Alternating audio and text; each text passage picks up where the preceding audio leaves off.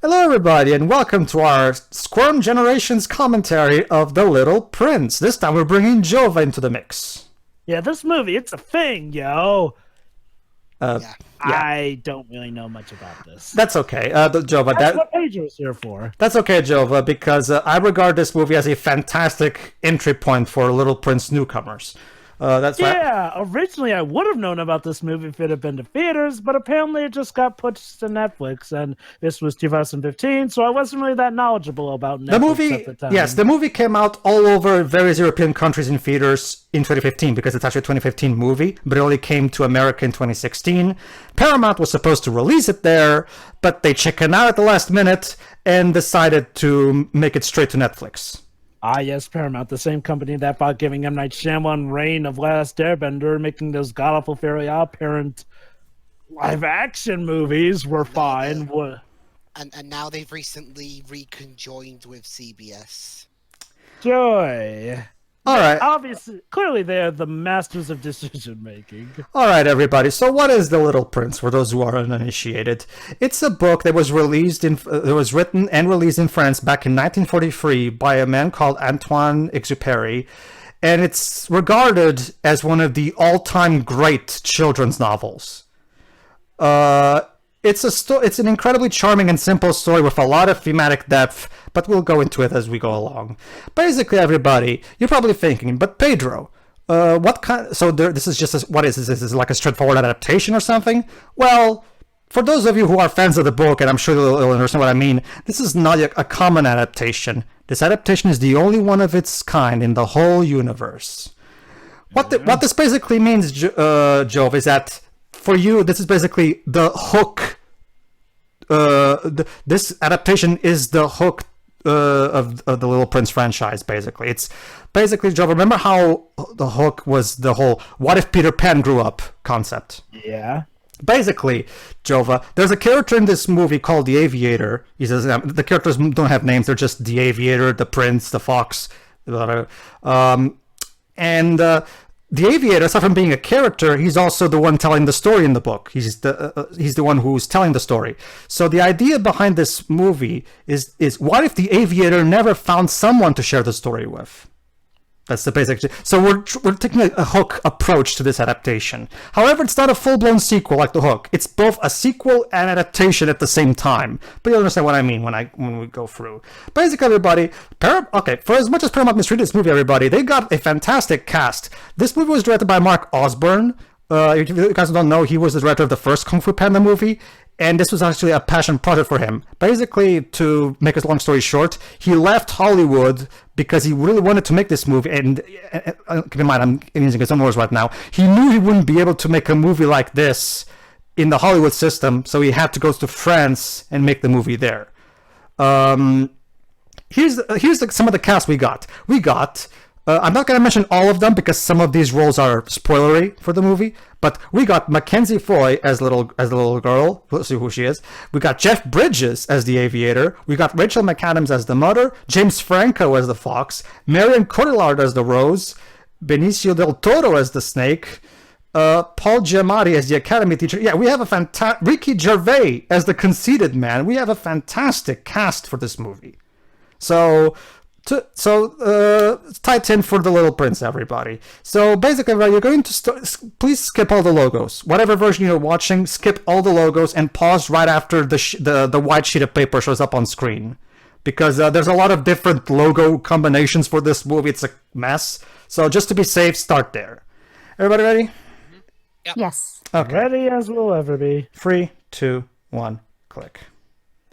All right, the movie literally starts with the first page of the book.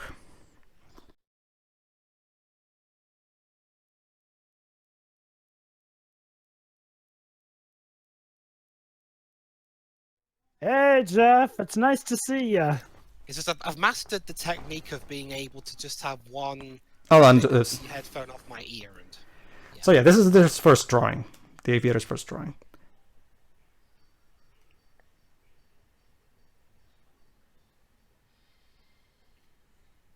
Is that Ricky Gervais? No. Oh, from The Office. Well, British. So yeah, what was that? You might have noticed there was a little dot earlier. That means it was an eye. It was a snake who ate an elephant, and yet adults thought it was a head, even though there was a little dot indicating the eye. So yeah, he took their advice and grew up. I forgot how to fly, Peter. I'm so sorry. God, this is like... And there you go. Welcome to The Little Prince. And by the way, this is the cover of the book.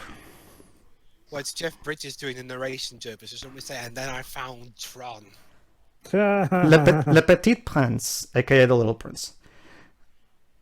Basically, what you're seeing right now is the drawings from the book, because the book has drawings in it, and these are the actual drawings straight from the book as well, and animated even. Huh, interesting, interesting about one of the co-writers of the movie. Go ahead. One of the co-writers of the movie is Bob Persichetti, who worked as an on films, not directed, but worked on such films as Hercules, Mulan, Tarzan. Ah, an animation veteran. Fantasia Hold on, I have to point this out. It says right there in the billboard, what do you want to be when you're a grown-up? Essential. Keep that in mind for later. Go ahead, Dibs. And he was also a co-director of Into the Spider-Verse. Oh, okay. So we have a lot of talented people in this movie. That's why it's so good. Okay. So basically, this is the Worth Academy. Go ahead. And he was also head of story, well, for this film, obviously, and Puss in Boots.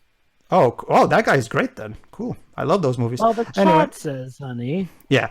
Are you Worth Academy material? So basically, we're trying this mom and daughter are trying to get her accepted into the Worth Academy. Oh.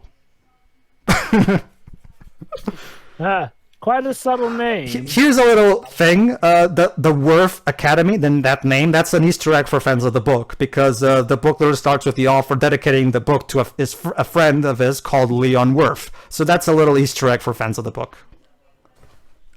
Don't worry, we're totally not judging you. You suck. Next.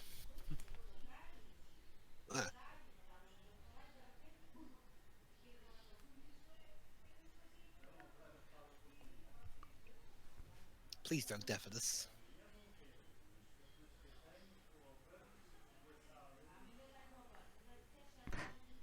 As you noticed earlier, she's been practicing with her mom everything she's going to say. So basically, they've prepared a script that they all think already know everything that they're going to ask. So.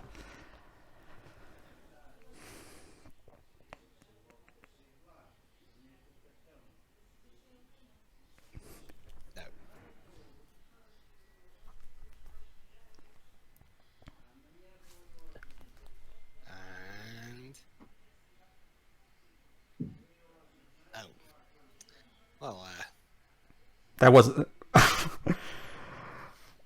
Oops. We didn't plan for this. Wrong question. Maybe trying to condition your daughter for this wasn't the best. That's a good guess, Jovah. Keep that in mind for later. Well, that didn't work. Oh. Also, what kind of school audition was that? Yeah, I mean, did it even help you? They just stare at her ominously. Maybe you're better off at a different school.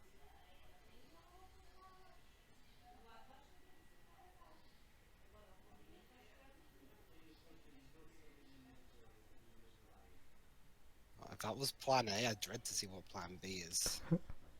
It's okay, Dubs. Like you just said, Plan B is the new Plan A. Oh But boy. moving forward, she says as she reverses out of the car park. So the mom's voiced by Rachel McAdams, who survived. Basically, she's a character from Sherlock Holmes somehow survived being poisoned, and First day of summer holidays. Or summer vacation, sorry. but they rejected you, so. No, but that's the thing. There's actually a different way. Basically, it was supposed to be an audition. However, she can still take the written exam If if you fail, apparently if you fail in the audition, you can still try it for the written exam. Apparently. It's a very generous school. There's probably a catch.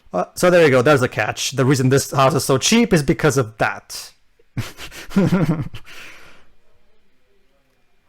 Basically, for those who don't know how real estate works, if your house is right next to like a shack like that, it diminishes its monetary value. Yep. Yeah, we managed to get it for like. Is this Birds. Does the movie take place in France? No, it's just it's just typical city. They never specify countries or nationalities. It costed only 400 money. I'm assuming it's France, considering the movie was made in France, and but yeah. Well, okay. How about this, Webs? It's just the planet Earth. That's all you need to know for now. Yeah, place on. Actually, sure, that information is important. Believe it or not. So it's Springfield then. Okay. Springfield. So yeah, here's the plan. Oh wow, that is one intricate plan.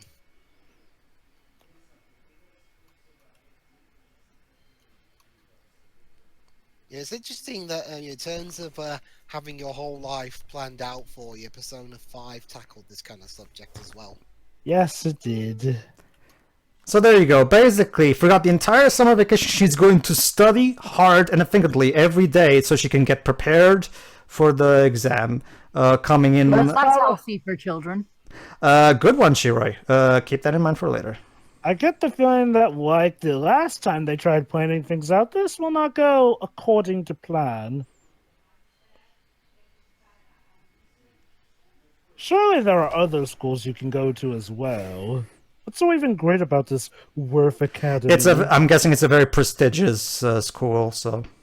Those tend to sometimes be the worst bouts of pressure for the children, just saying. Considering what the kid was wearing for the audition, then yeah, I'd say it's like some kind of private school or something. Don't worry, Don't worry, Jovah. That's a good mentality to have. Oh, listen. Oh, Angela, I'm gonna have to interrupt you. Listen here. All right, go ahead, Liz.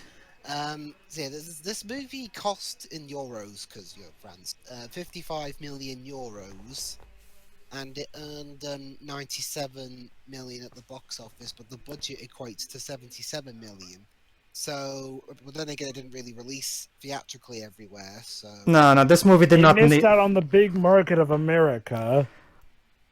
Although it has become apparently, in terms of French films being shown abroad, in that respect, it's the most successful one of all time. Yeah, it is. Basically, European movies don't need to make as much money as Hollywood movies. There's a different standard. For example, I can think of French movies that got released outside of France that are animated. Was The Magic Roundabout, and even then, it's in its basically its purest form. That was only in Britain. America fucked it up. Okay, so basically, while Liz was talking, basically the mom is actually the actual president of a company. So obviously she has to work a lot all day. So basically, the daughter is going to have to seems to the life plan on her own. But what's going on here? Let me guess. The daughter's gonna have a magical journey that tells her the valuable lesson that you can't plan life out. No, not that. Well, that is one of the morals, Jovah, but not the only one. The primary moral is a different one, and fans of the book can already tell where this is going. Well, there goes your life plan. Destroyed, yeah. All that effort it took to make, and it was destroyed in 2 minutes. Fans of the book already can guess who exactly owns that house. Yes, it's the aviator from the book. But of course, I mean, he literally introduces himself with a propeller flying through. Voiced by Jeff Bridges. Ah.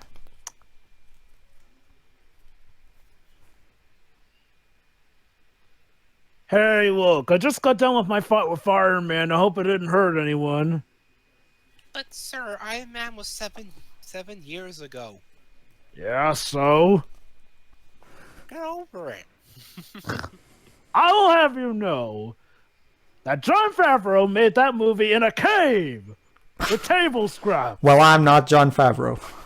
But he did it in Iron Man 2 as well. Anyway, so yeah, basically we have to present a complaint. So, and apparently the other neighbors don't like him very much either. Well, if someone came round and made a hole in your house... To be fair, it was an accident. Don't get me Yeah, wrong. to be fair, Don't that get me wrong. accident Don't get me wrong. It should have been more careful, but yeah. To be fair, though, if it killed that little girl, we would have kind of been beyond the point of it's just an accident. We would have been to the point of, Stir, please step into the vehicle right now. Ha! Get it? Because he's Jeff Bridges. Yeah, you've been better off convincing him you were playing Monopoly.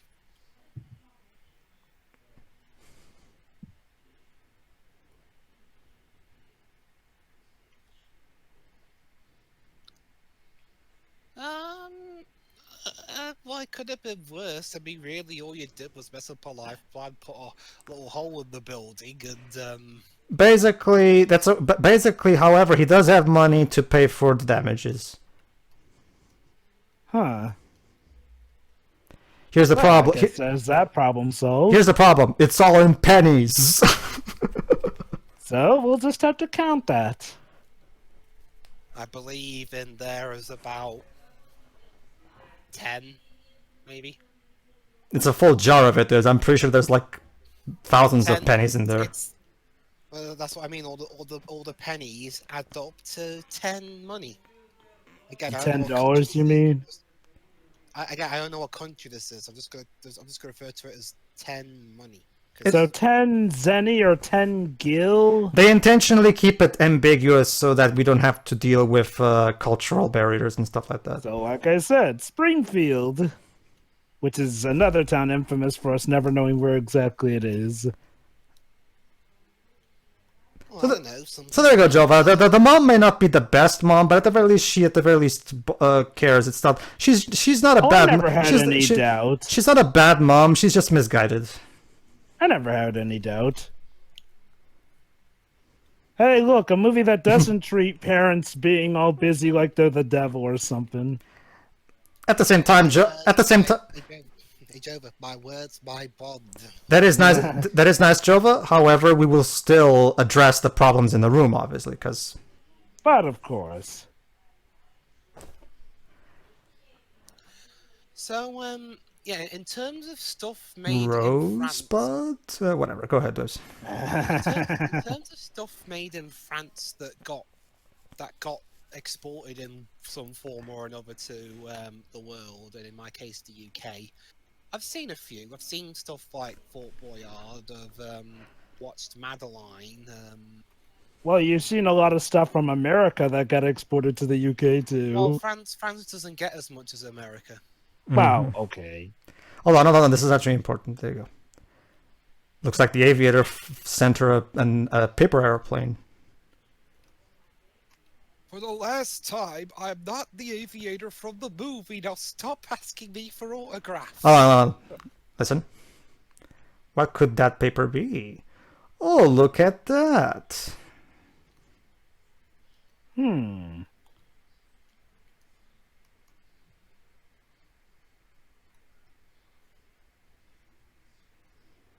So she happens to find a story there. It's at that page, Jovah. That's one of the first pages of the book. Yeah. I'm imagining it Interesting. now. He's called the aviator. It makes sense. It makes sense because, like I said before, in the book, it's the aviator who tells the story. So I'm imagining it now. He's called the aviator. So the poor guy constantly has obsessed, misguided movie fans coming to his door and asking, "Hey, can I have an autograph?" And then he says, "I'm not Leonardo DiCaprio. Now leave me the fuck alone." Yeah. Besides, the man needs his Oscar.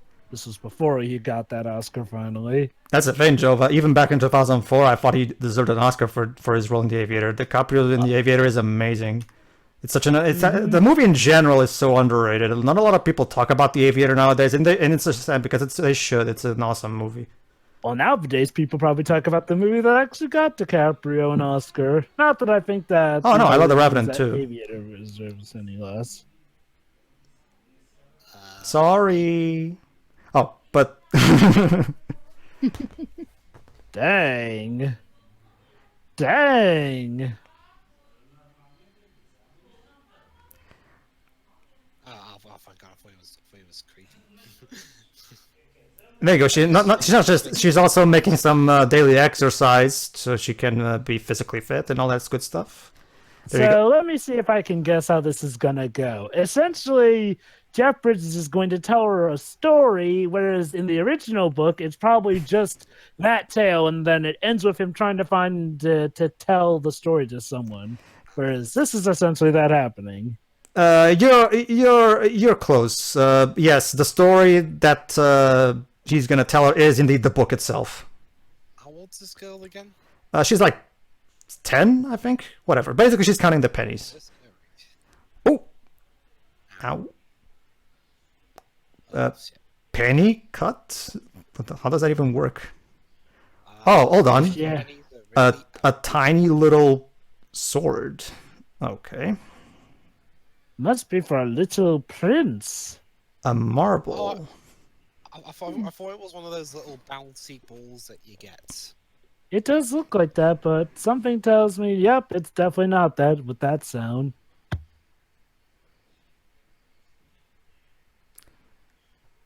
A seashell. Magic conch. Will I ever get my life in order? A rose. No. Aha. And an airplane. Well, you're just throwing out all the references, aren't you, guys? I'm guessing to anyone who's not well versed in the Little Prince, you can probably just look at these. These are magical. These are Well, there's to the rest of the movie. well, with the context of the story, Dwebs, she's just finding little things that make her curious about it. So it still works without the knowledge of the book, if you ask me. Like, just if you just stick it as it is. Anyway, let's actually take a look at that story.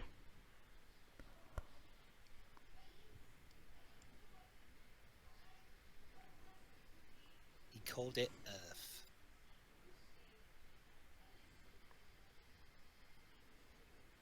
Yeah, it turns out the Little Prince was actually giant.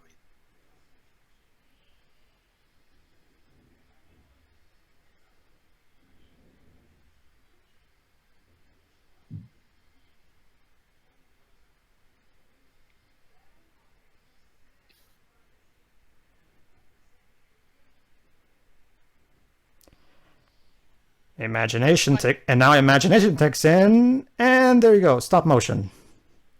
Basically, Jovah, the Motion looks more like... basically, Jovah, whenever we're watching scenes from the book itself, they're in stop motion animation. Oh, yeah, that's stop motion, all right. The interesting thing is that it's stop motion animation, but it's not the typical Leica type of stop motion. No, I see what you mean. It's stop motion, but it's mainly the paper itself that's stop motion. Yes, to Whereas keep it's that using book paper feel. to have, it sort of has a bit of 2D animation look to it, but it is technically stop motion still. Mm-hmm. Basically, they wanted to emphasize the paper look because, it's a book. So. Mm-hmm.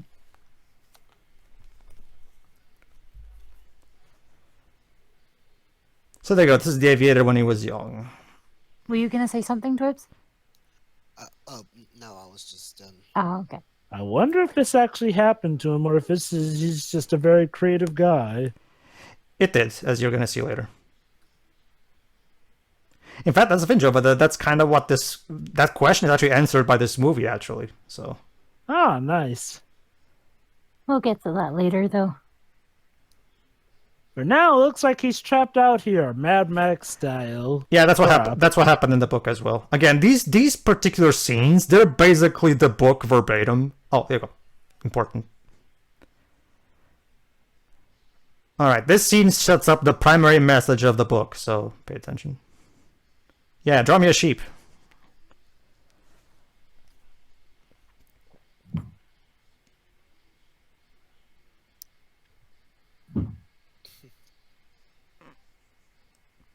I need water, kid.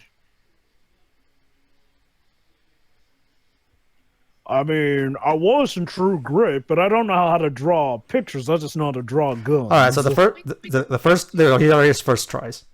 Oh, now this one. Semantics. Too old. Well, you said a sheep. You didn't say. A sheep that will live for a long time. Now pay attention. This is important. Oh, just go to Wales. They got plenty like that there. Notice what he's drawing. Yeah, in fact, we actually box do of have more holes. than people. Listen. What was one of those bricks that has 3 holes in it? The fudge.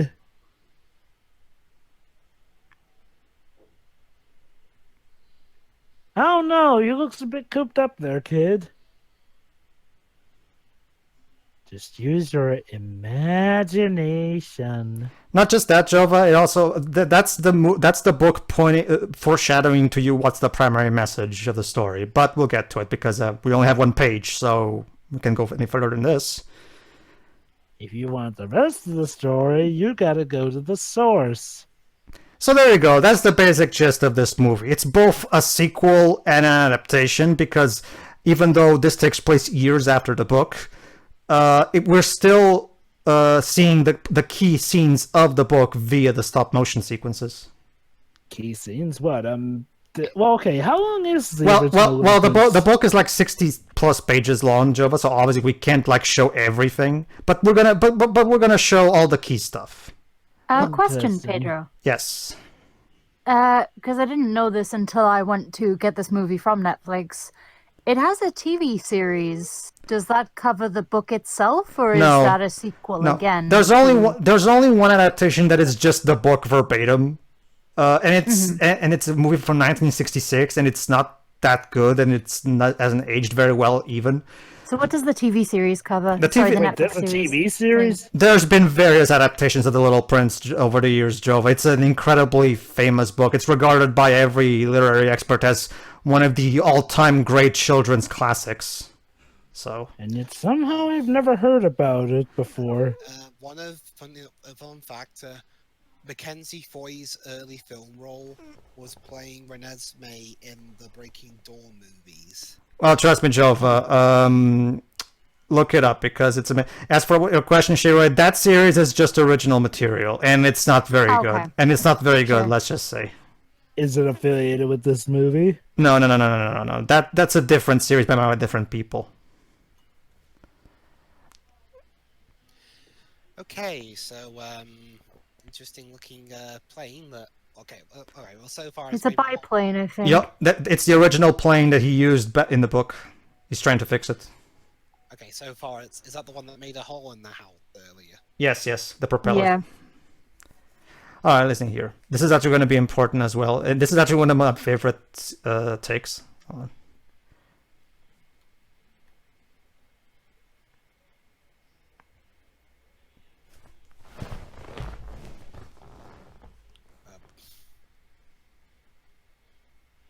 Save.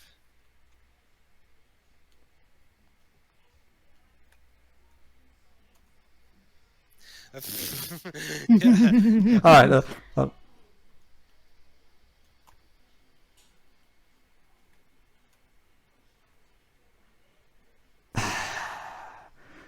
Grown-ups, they just don't get it.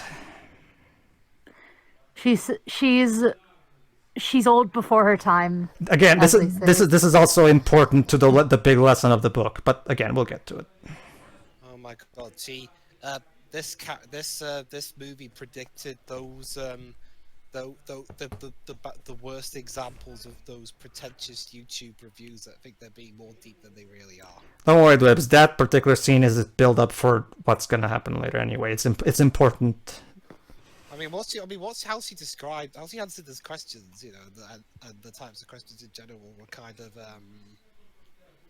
Yeah, I know what you mean. Not all those videos, just the worst kind.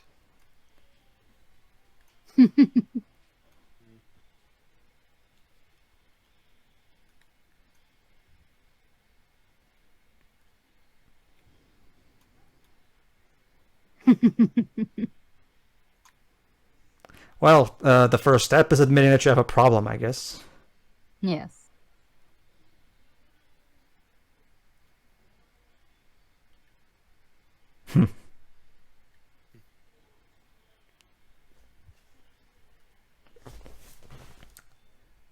One thing that I also like is how in the book, For those who haven't seen it, in the book, the characters don't have names. It's just the little prince, the fox, the aviator, the conceited man. And this movie also keeps that going, even in its original material. The little girl, the mom, no, the characters don't have the names. They're just the something. Again, keeping in the spirit of the book. Mm-hmm. Uh-huh. And it's not like it's. I was going to ask if it was like the Getaway, but no, sorry, no, Getaway. I mean, because they had characters like the kid or the. Because normally I don't really like that kind of thing. It's just a bit lazy because you couldn't think of a name. But I'm guessing the book did this too. Did what? Sorry, could you repeat that? Call people just the thing or the that or the whatever. No. Wait, I thought you said this. I thought you said the book did. Wait, I did? Well, okay, I think I misunderstood. Yeah, you said I think that I the book called it just The Little Prince of the. Oh, never Ages. mind. I misunderstood what Dwiz was saying. Okay, in that case, it did. Never mind. I completely misunderstood what Dwiz was saying. Anyway, next page. So anyway, he needed a sheep to eat the bottle sprouts.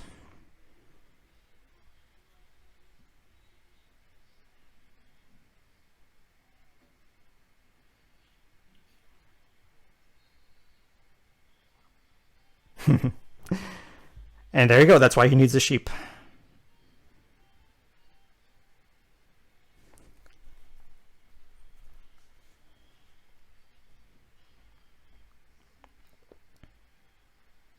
So is The Little Prince entirely a picture book, or is it more so a literature one? It's mostly literature, but they do have drawings sprinkled in to.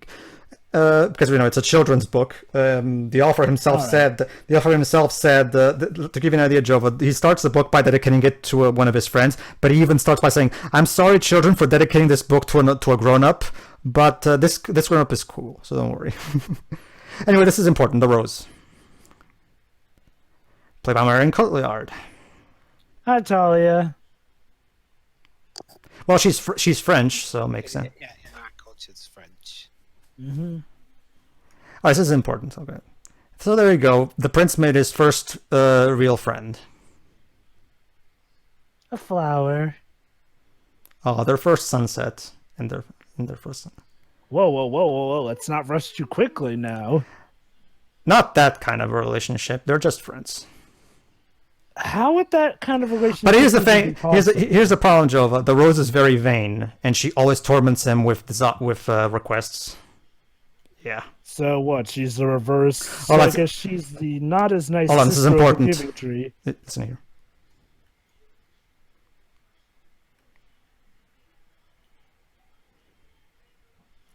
Yeah.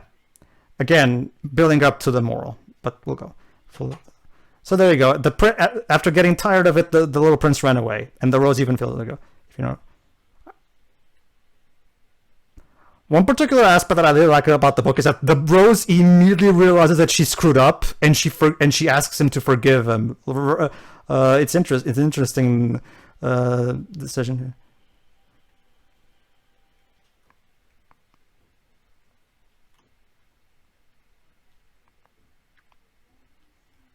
Huh.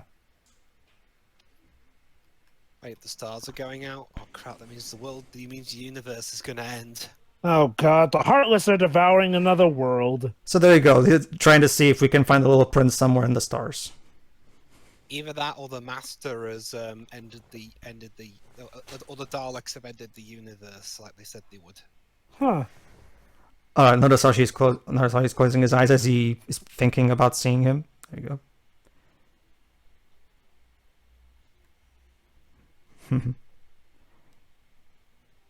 Oh. Can I talk about how incredibly clever the structure of this adaptation is?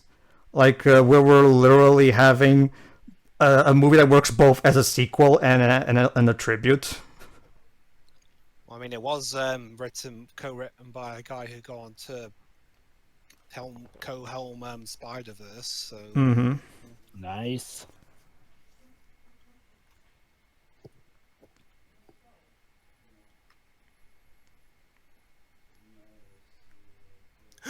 That's Making a friend's not on the schedule. A good one, Dubs. That's exactly it. It's okay. Mom is deciding where to put the friend in.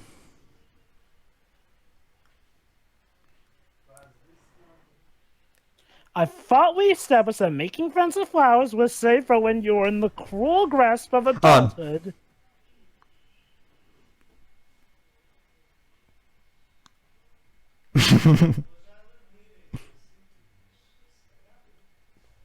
Did you just assume her friend's gender? Alright, so let's read some more. Where's Itch? Where did the little prince go?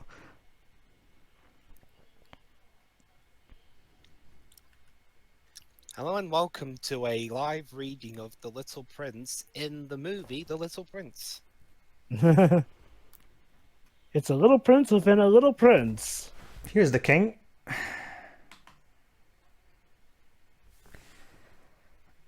The king is played by Bud Cort.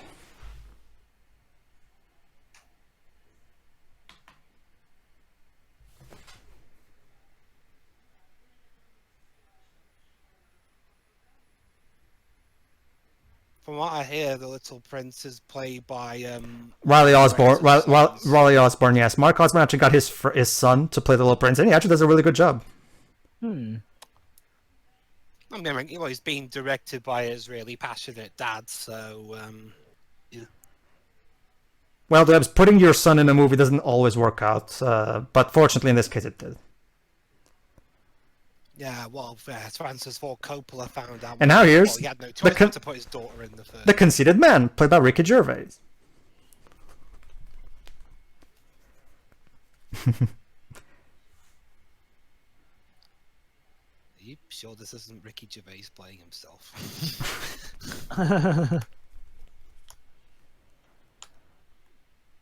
He's just mad because everyone remembers Steve Carell better as the lead of Office. But, interestingly enough, though, Jovah, I think Gervais co-wrote an episode of US Office with Stephen Merchant. Was that the one that he guest starred in? You're the only man on this planet, dude. No, I think they just wrote it.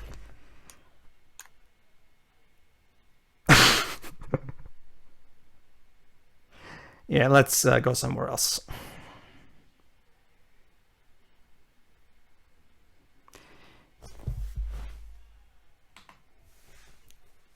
The businessman is played by Albert Brooks.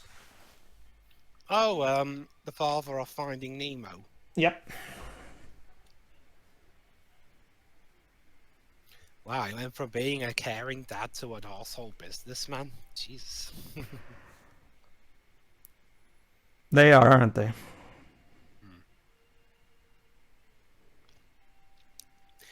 And tomorrow you must take exactly 3 steps from your bedroom to the bathroom. And look at that. Looks like the little girl's imagination sparkled by reading The Little Prince. Oh, it sounds like a song coming up. Listen here, this is actually important. Yeah. Ta.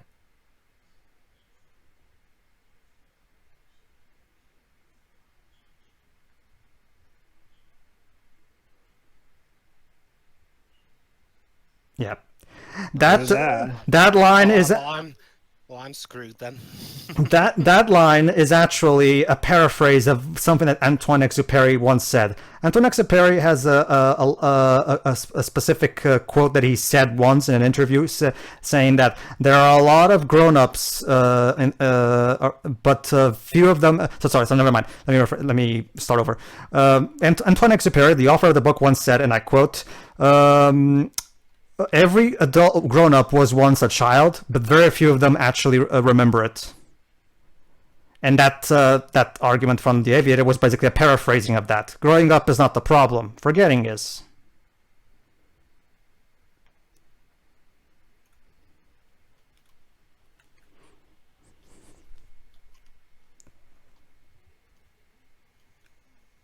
Yeah, weird looking grown up. The snake is played by Benicio del Toro. Ha, how fitting. He plays a snake here, and he's playing a fox in the upcoming Dora the Explorer movie. No swiping, please. Wonder how they're going to adapt that in the movie.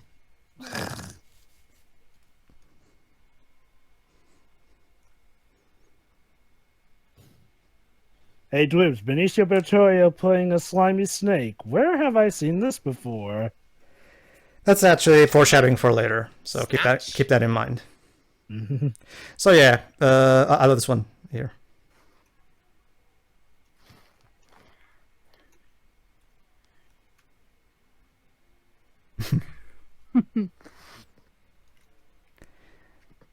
So yeah, as someone who hasn't forgotten, despite being a grown-up, the aviator is still very much in touch with the child inside him, as you can see.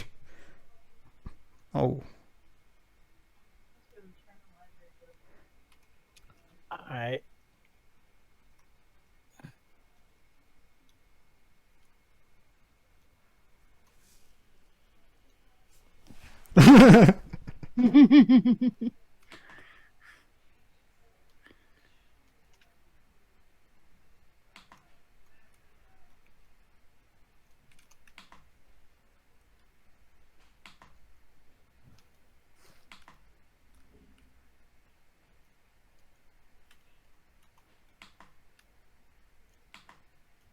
Was very hungry. Oh. All right, this is the most iconic and the overall most important, probably the most important scene in the entire book. So pay attention here. The fox is played by James Franco.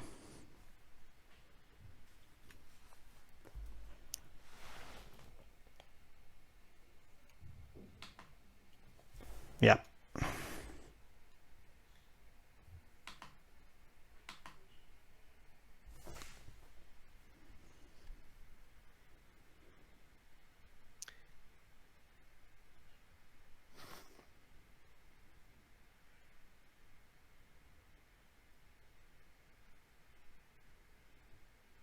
Be tricky to tame a fox.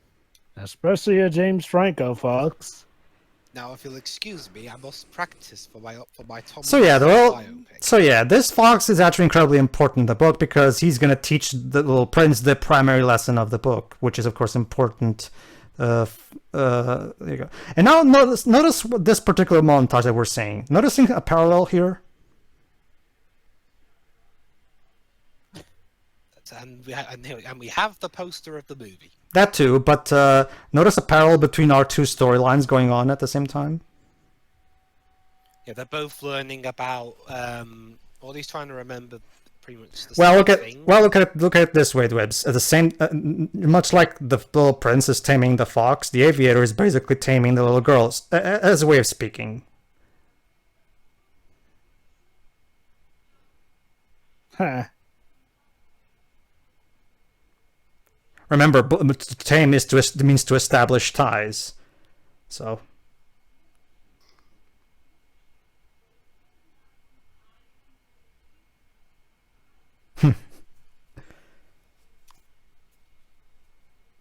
This song, by the way, for those who don't know, is performed by a French singer called Camille.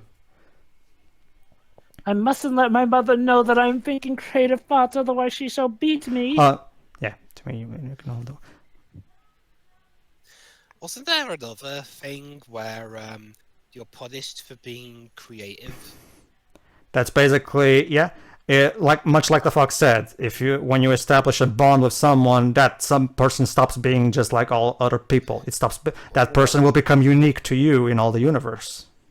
But go ahead. What I mean is I swear I've seen another TV show or movie, whatever, where being imaginative and creative is punishable. Oh, there are plenty of movies that do that. Do that. Anyway, this is incredibly important. Notice, oh, look at that, a bunch of roses. Nah. This is where the little prince now finally learns. A rose by any other name is still a rose. Kind of, yeah. Go ahead, just listen.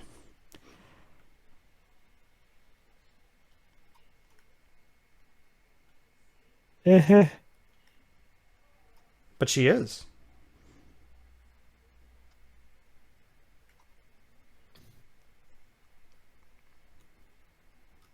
Yeah. Who else has a fresh? What other Rose has a French accent? Good point. And now notice something. This is actually quite important. Yeah. Now the fox is crying because the prince has to leave him.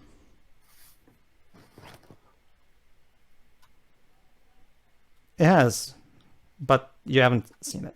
And here's the biggest line in the book. Listen.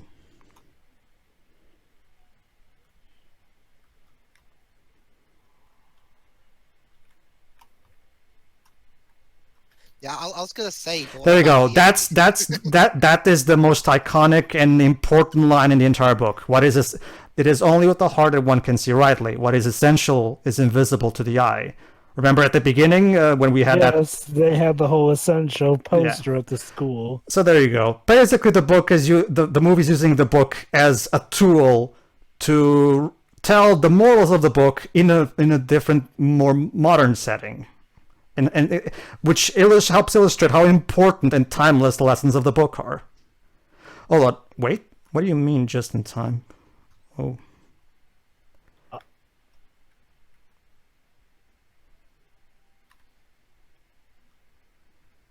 Uh-oh.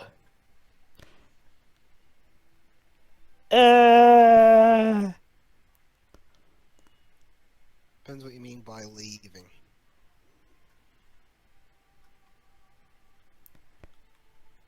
Uh-oh.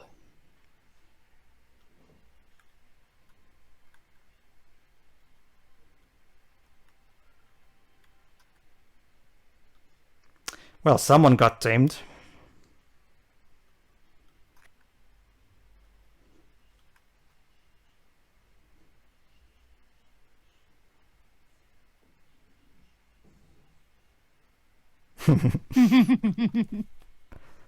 Ah, I see. You're one of those kids that likes to be a little cheeky, have your bit at your birthday early. Yeah, sure it is. Oh my god, this is gonna set off my driver's PTSD now, isn't it? Don't worry, Dwebs. They don't drive. Not PTSD, no, ADHD. Don't worry, Dwebs. He will get properly told off for being a bad driver. Go faster, man. You're holding up the flow of what traffic there is. I think tires are clogged. Oh, there is no traffic. Yeah.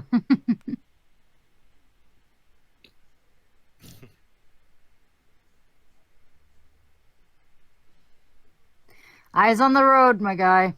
Exactly. Yeah, focus. Shit. Look, the blue butterfly is Eyes all on nice, the but road. eyes on the road. Yeah, see?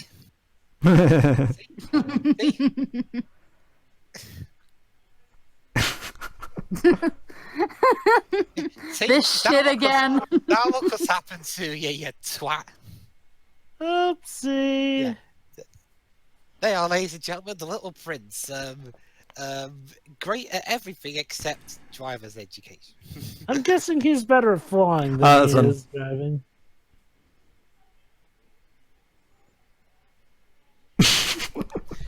Oh no. Oh, he doesn't even have a license. Oh no. How old are you? She's very clearly not old enough to drive. Yeah, whoa. Oh boy.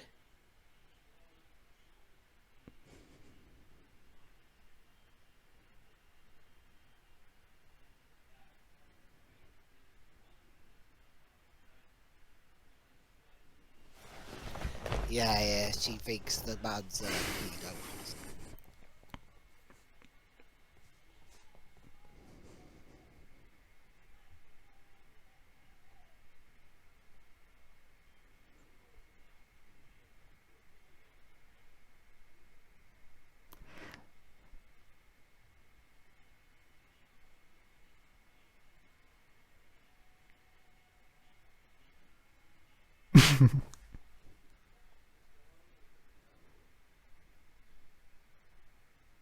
I mean, the mom is right, but Don't worry, Shiwei. Both of them are in the wrong in their own ways, as you're about to see.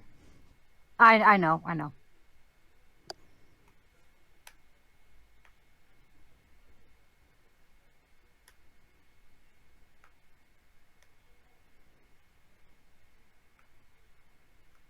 Mom, that's not about exactly that. making things feel Mom, better. that's not much better.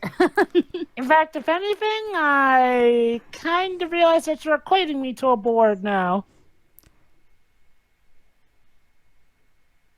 Basically, the father divorced from the mom, basically.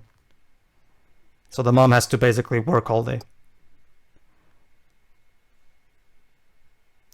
Don't worry, Jovah. That's the lesson that the mom has to learn, obviously.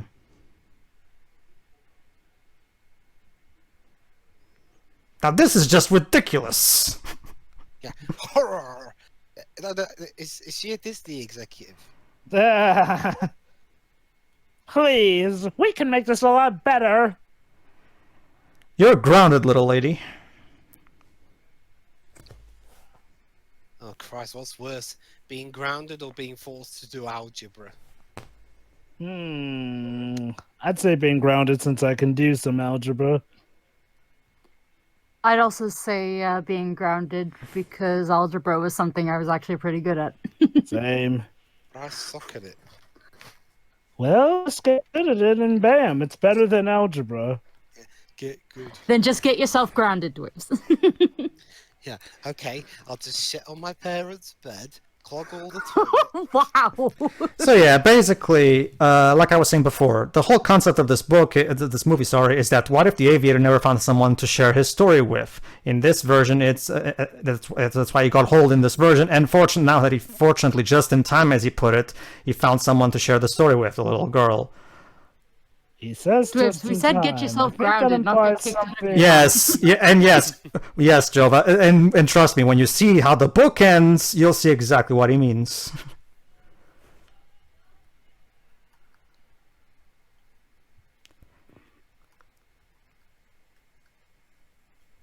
Oh, there's the microscope that we talked about earlier. Well, I can sense the spirit of rebellion drawing deep from within you, girl. Love that. Well, that's a nice presence that you have in your daughter's life, Daddy. Yeah, you said to like the exact same one, like 8 years. Good job.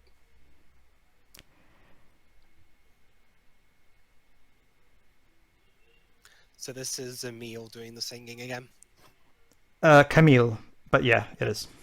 Well, at least her mother didn't destroy Ba- the stuffed basically, animal. she duct taped. Basically, she duct taped the pages, and in the stop motion, they changed it so that there's a tape to reflect that.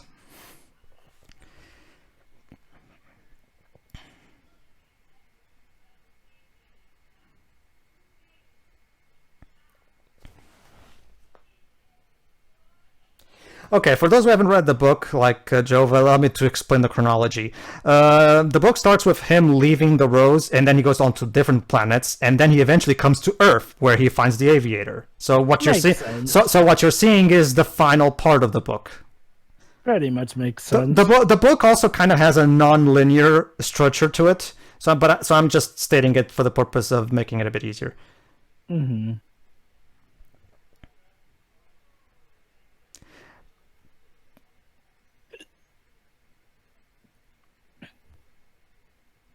Another quote from the book.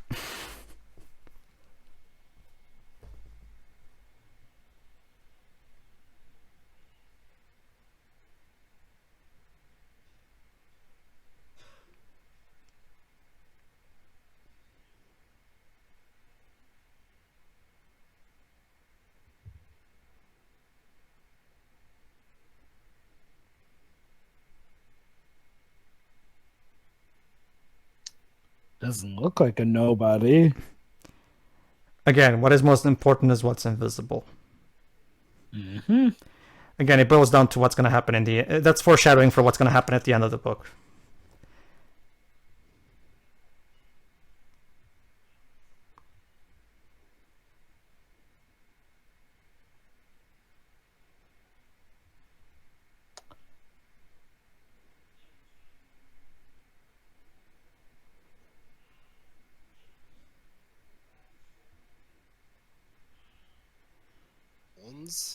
Looks like the little prince really learned his lesson well from the fox.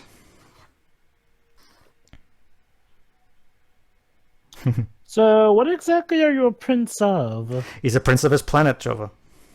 Yeah. He's prince of the planet, I don't know, Zeist or something. Oh god. Focus on what's essential, Dwibs.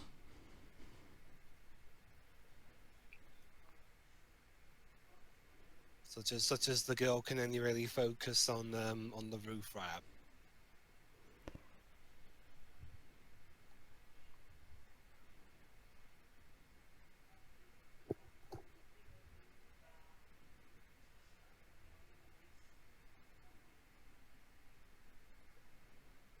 Oh boy. Wow, that's quite an epic way to run away from home.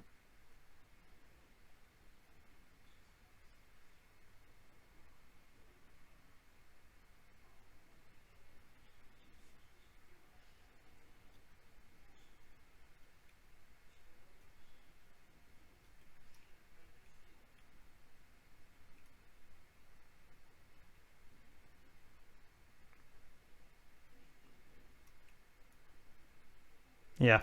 Oh I boy. mean, the plane only fits one person. No, it's a metaphor, Dwibs, as you're about to see. Yeah, I mean, I've heard this metaphor a lot in films. I know exactly what he means. So yeah, let's take a look at the end of the book and see exactly what the aviator means.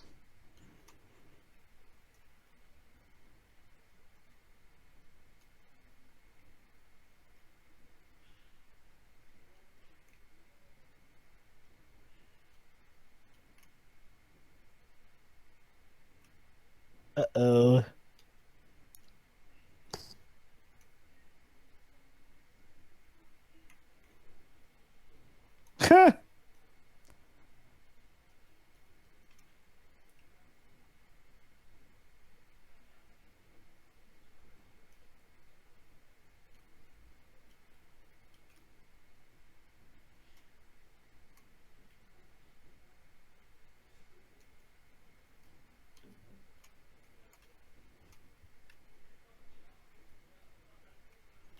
Look, the aviator got tamed as well. Who doesn't get tamed in this?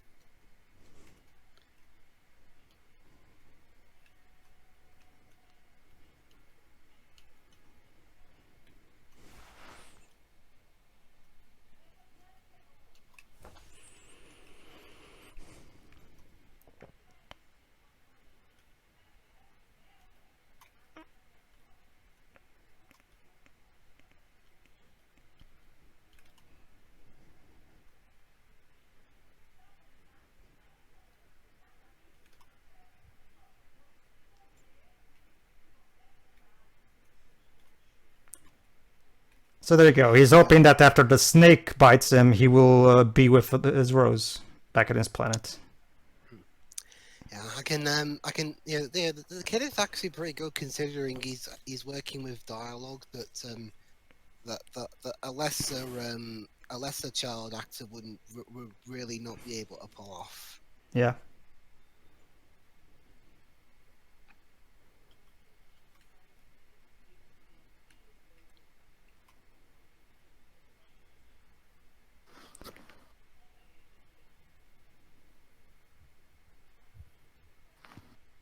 And there you go, the final drawing of the book in the final page. It's Wow. that. There you go, right there. The final drawing of the book in the final page. There you go. So the prince dies in the end. Well, supposedly he's up there with his Rose, but we don't know because the book leaves it to your imagination if it really Pure is. tragedy. The rose never died, and she's still waiting for him because there just happened to be a nice bout of rain that came to that planet. So there you go. She's not having the exact same reaction most of us who were kids reading the book had. But he's up there, right? Well, we don't know for sure, but we choose to believe it if that's what makes us Open endings comfortable. are something, aren't they? But it's okay. But as the aviator said, I choose to believe it because it gives me comfort.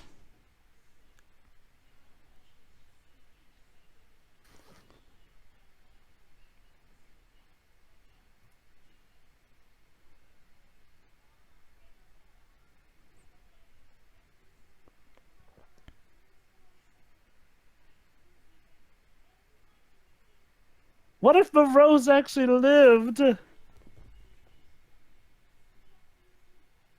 it's even more devastating than the finger snap. She's just questioning it out of existence. Oh God.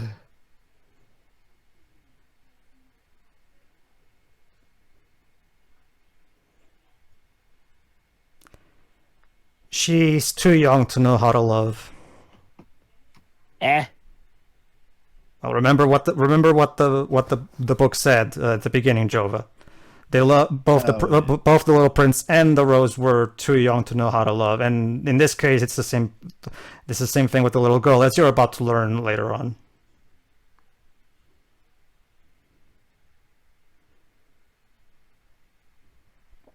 That is one interesting vacuum cleaner. The last day of summer vacation. Ah, so we're in England now. Well, Dwebs, here's the thing. There are rainy days outside of the UK. I mean, don't act like you guys have the monopoly on rain. We do. Yeah, we do. They kind of do. Although we get plenty of rain. Oh, it's one of the most rainy cities in Britain. Oh boy. Boy, it's yeah.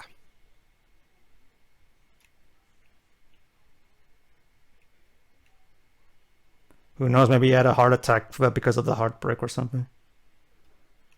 Well, that would be even more awkward then.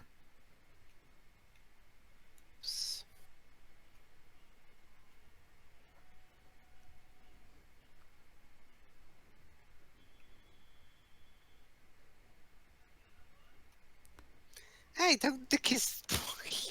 It's an emergency, Dwebs. What, running away? Oh. No, she's going to the hospital. Yeah. Good job of police carring there.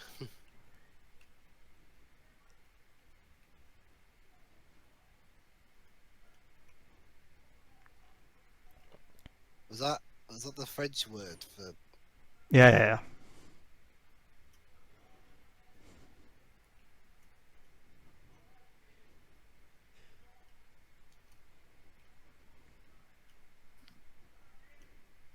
Girl protagonist who knows a Jeff Bridges protagonist who sadly dies in the end. God, maybe this is a sequel to True Grit. This isn't the end, though. We're like halfway through. Tron 3 has a very sad ending. Tron 3? Oh, God. Jeff Bridges. He just has a knack with the girls, don't he? So yeah, this is where the mom starts to realize that maybe she could have handled things differently. Where do we even begin? I know, right? The stupid plans, trying to live your life through her. Yeah.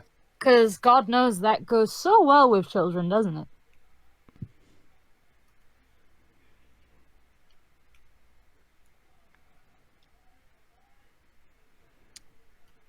But don't you see, guys, it's all about making mistakes as parents, as good old Life of Timothy Green taught us. Okay, so okay, so let's see if you've been paying attention, Jovah. After the little prince got after separating because after the heartbreak with the rose, what did the little prince do? Well, wait, which heartbreak? The first one or the second one? At the beginning of the book. He ran away. Exactly. That's what the little girl is going to do. She's going to try to see if she can find the little prince. Maybe she can reunite the aviator with the little prince. She can save him. Let's see. There you go. This climax is basically where both stories intermingle, as you're going to see. And that's the end of the movie. And the mom didn't hear any of this. Well, there's a storm outside, Shiro, and maybe the thunder covered the sound. Or the mum sleeps like a log. Possible. Well, she's a pretty shit mother in general. Let's see. Look at that, he fixed the plane.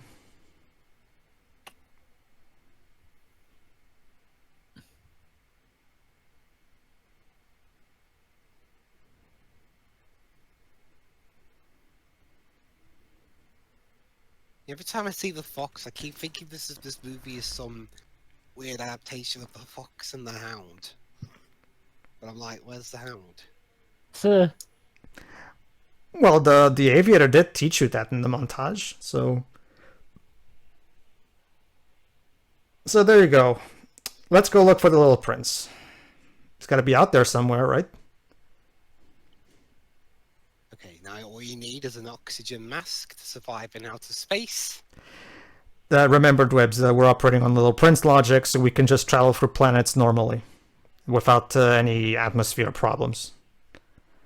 Oh, so she has the powers of that woman from Superman 4 who can breathe in space. Remember, Dwebs, this is a sequel to the book as well, so this takes place in the same world, which means the same rules apply.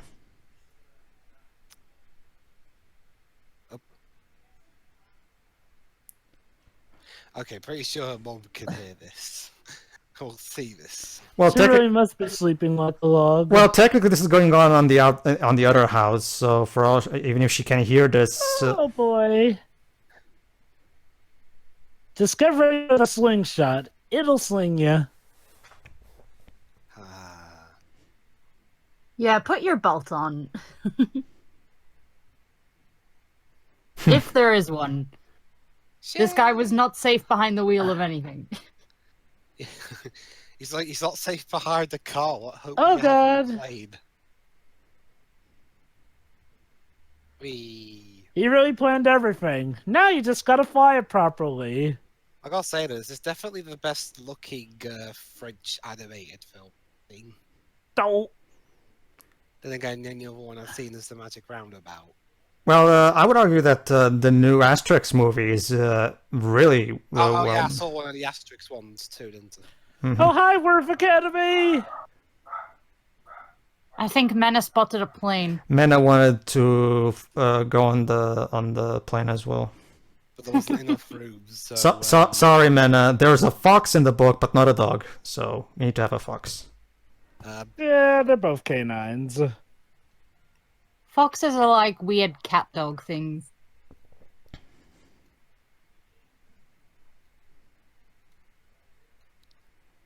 Yeah. This is one thing you also know. This is also notice that there's no stars in the sky, and the stars were part of the book's imagery. So where could they be? And yeah, again, like I said earlier, the Daleks wiped out the universe. Joy. This particular climax, Jovah, this is also where the hookish nature of the movie also comes into play.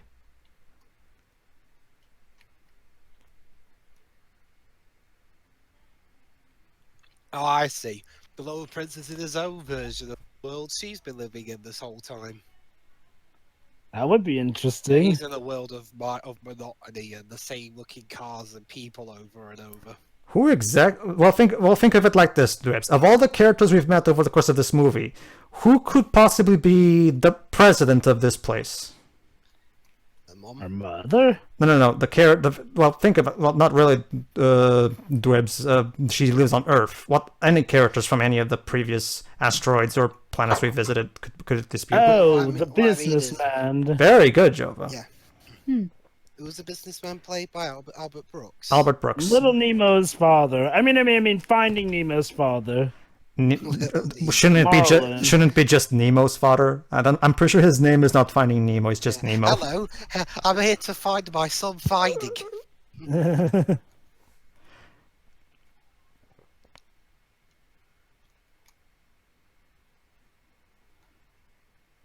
Have fun trying to take the plane off again.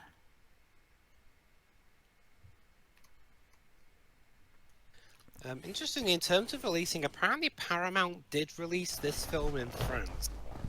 Well, it is a French movie. Yeah, just not America, because... Not a great place to land a plane. Yeah, I think. Well, I know, I've managed to land a couple of planes here in GTA.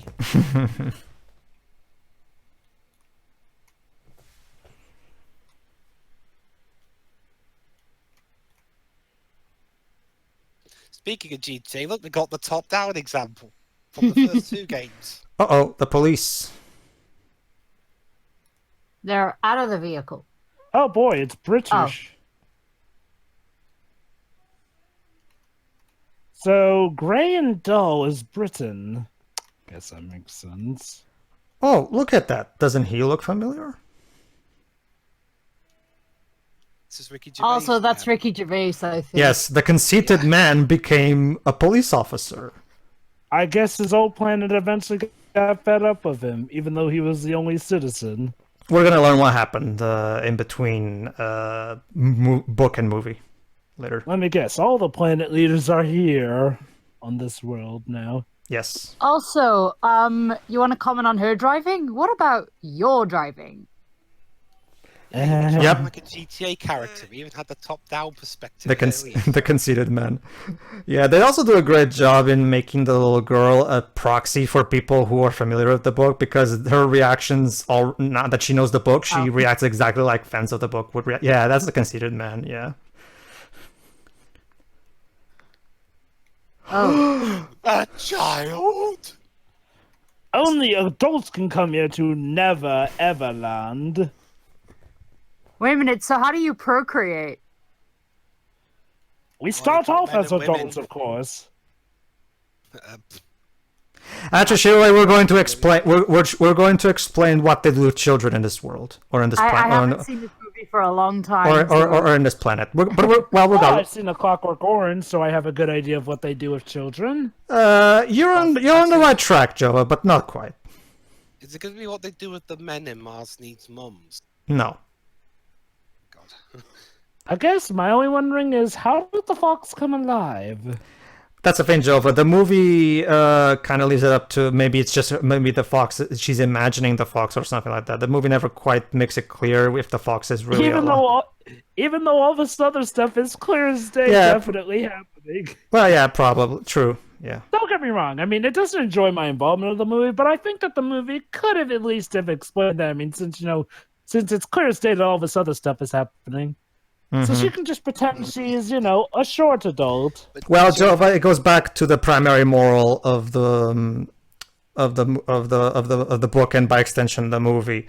It is only with the heart that one can see rightly. What is essential is invisible to the eye.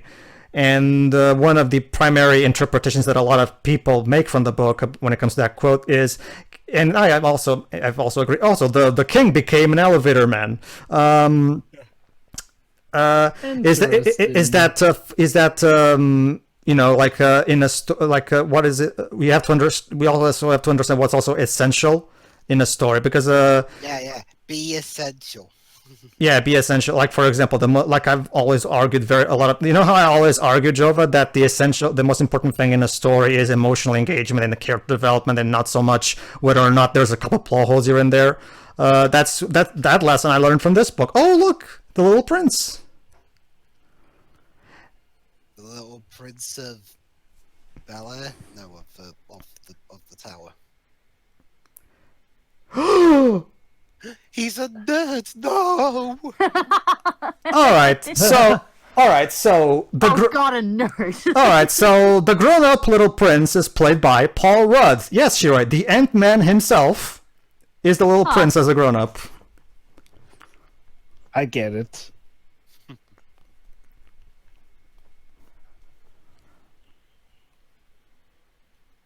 Look, I'm sorry, okay? But meeting your heroes is never the best thing, okay? Never meet your heroes.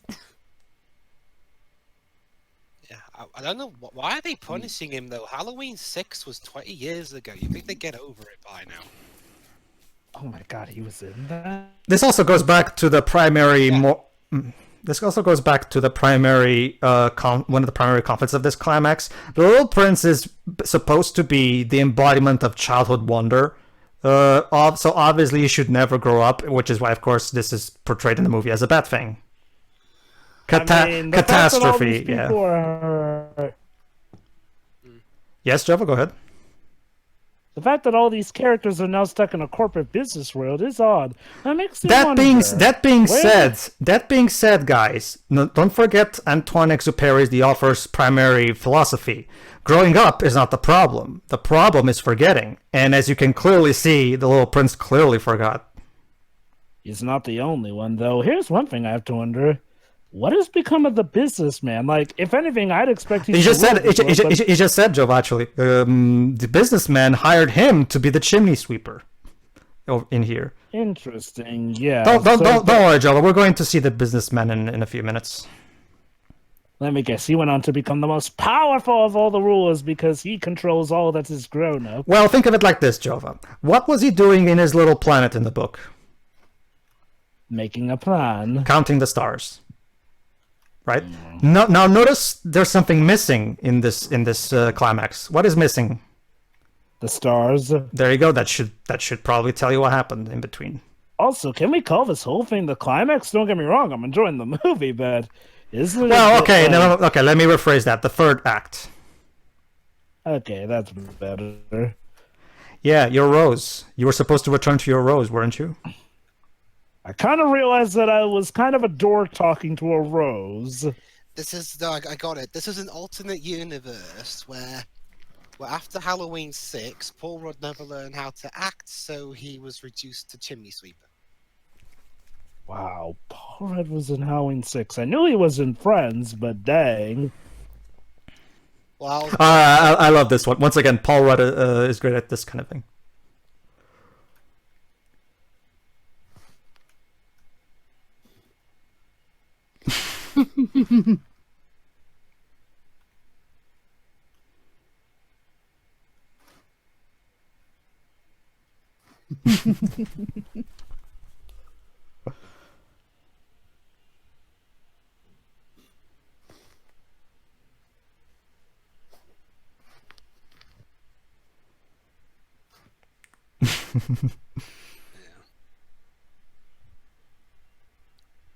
because I'm a child.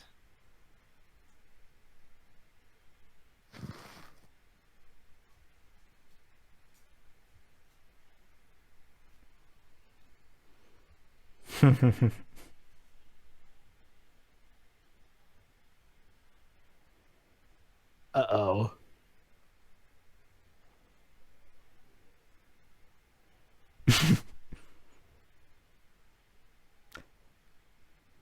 Well, you're totally not a reflection of anyone from a past life now, are you?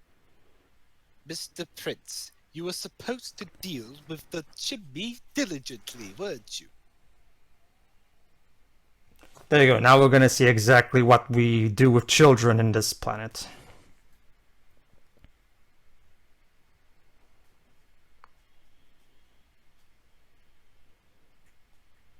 Now please enter my establishment and marvel at my posh accent and demeanor.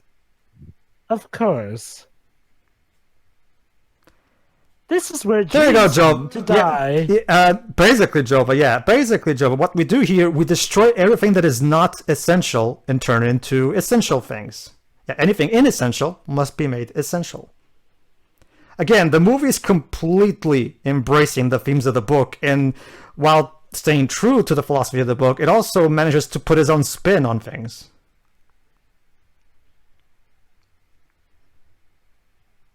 There you go.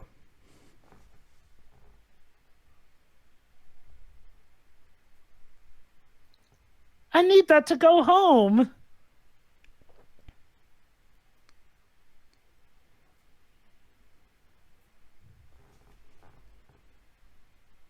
Oh God. They got him.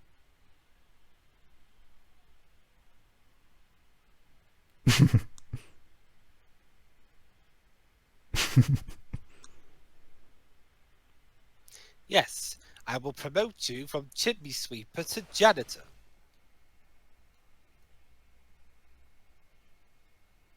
I swear, this guy looks like the G-Man from the Half-Life series.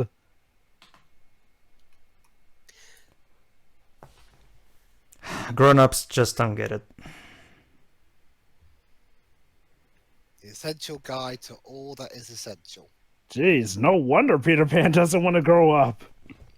Yeah, he had the right idea. Yeah. Otherwise he'd end up in Hook. There you go, Shiro. That's what they do with children.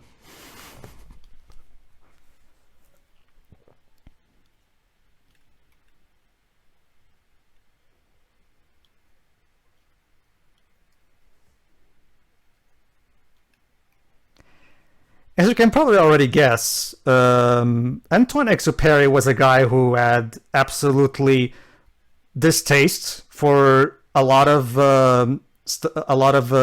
conventions that the grown-ups had, that studying and having a job was the only real major important thing in life, and that's one of the great reasons why he wrote the book. And of course, the movie is basically portraying the future that Exupéry wanted to avoid when he wrote the book. Not even just that, though. It's like the whole thing of a lot of adults, unfortunately, having the mindset of to grow up means to get rid of anything that's in any way joyful to you. Exactly. And the phrase, everything inessential must be made essential.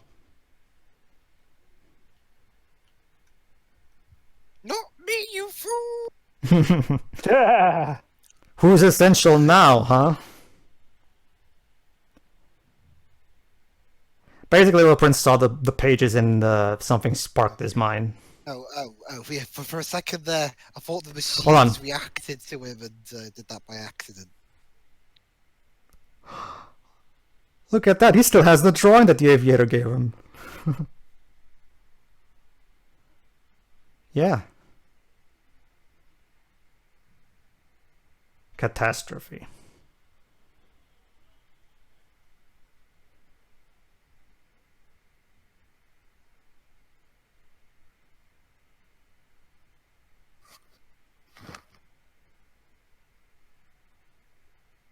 Exactly.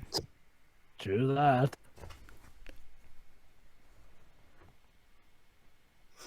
So yeah, obviously, if we're going to completely make him remember everything, we need to reunite him with his Rose. And for that, we need our airplane. Which is about to get scrapped. Well, not scrapped so much as turned into paper clips. Yeah, essentially scrapped. Yeah. Remember, Dwebs, everything inessential must be made essential. And in the eyes of these people, that plane is not essential.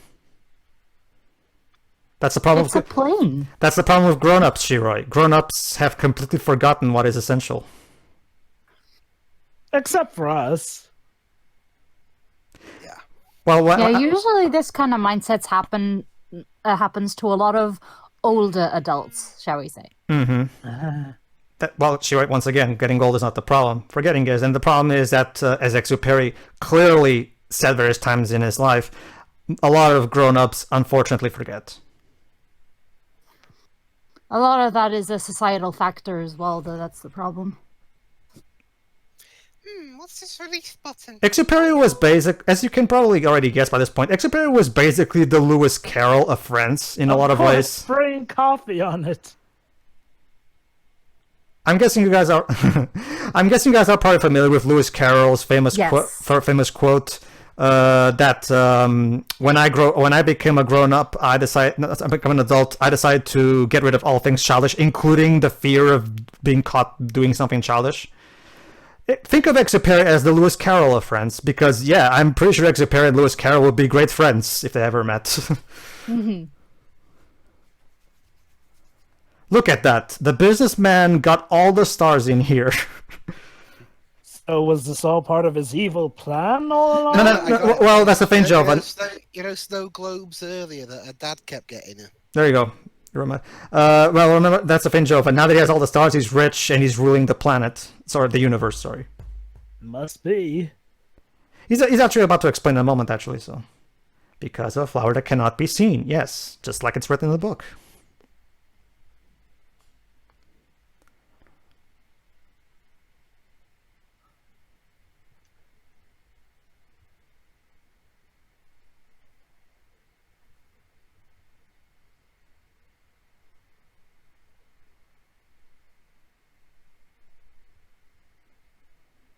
Damn, the Kingpin's gotten really ambitious. I was gonna say, that's what it looks like. Albeit he lost a lot of weight.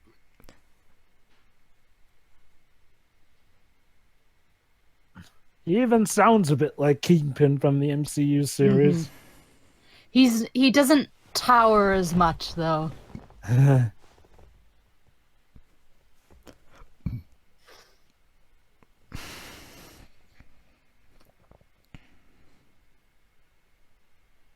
Turn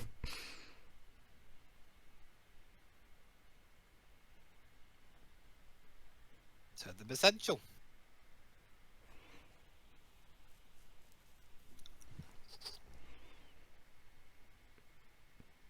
There you go. He's about to do it.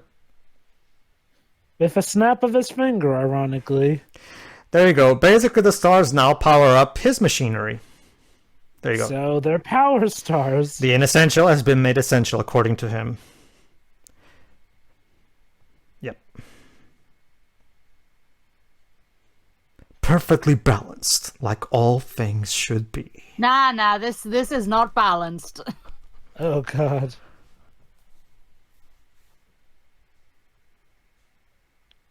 Grow up here, Prince. Come on.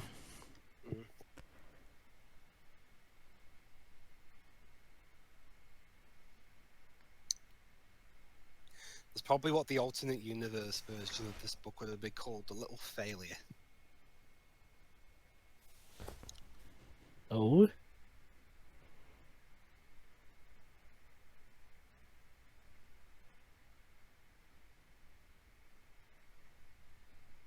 Well, he's certainly little. Well, I mean, compared to you, he is pretty tiny.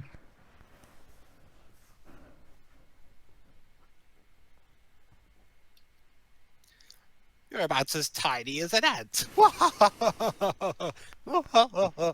Yes, but I'm also a man.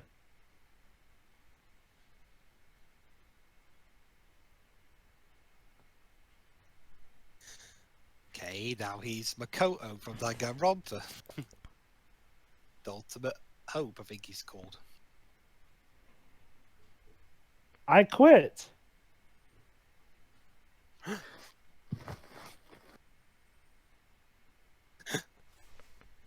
You quit? How? Oh, well, yeah. That's, He tried. that's one of my favorite kinds of humor. Reality ensues. That's another thing that I really appreciate. And it's probably one of the reasons why Mark Osborne said in the behind, because I actually have the 2-disc DVD with the behind the scenes stuff that I saw as well. Mark Osborne specifically says in the behind the scenes featurette on the DVD that I have that the reason he went to France to make this movie is because he was convinced that he could only make the movie exactly as he wanted in France, not so much inside of the Hollywood system. And one thing that I can definitely tell he meant probably is that the humor in this movie is not at all like your typical CGI Hollywood animated film. Like the humor is very subdued, and the movie for the most part retains the melancholic tone of the book. Even when there's humor, it's always humor that perfectly fits and doesn't distract from anything. Guess that's how the French like their humor, I guess. Well, not so much. Not really, Joe. Remember, the French love Jerry Lewis. It depends. Like it's just this is just Mark Osborne's and the writer staying true to the spirit of the book. That's just it, really. Look, she's going to use the sword.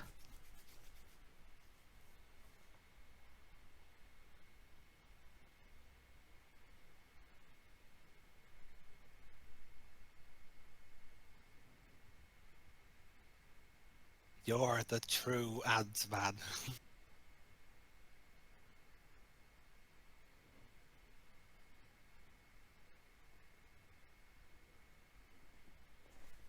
Yeah, funny enough, in France, this film came out the same year Ant-Man did. Wow.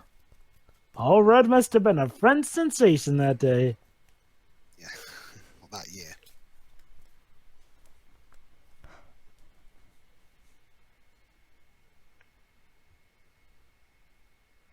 Well, that would have been bloody. Don't swear, Jovah. Sorry, Dwebs. Neither in France, nor America, nor Portugal is that a curse Also, word. how do you describe something that has blood on it then without saying it if the word itself is apparently a curse word? Ready. That's what you actually call it. We say that bloody. I thought so. Yeah. Oh, ready. Actually, it's funny because even back in primary school, we were taught that word in two separate contexts. Now, there you go. Now that looks a lot more essential to me. Yeah. Well done, guys. We have fooled the Daleks, and now the stars. I love the businessman's reaction, though.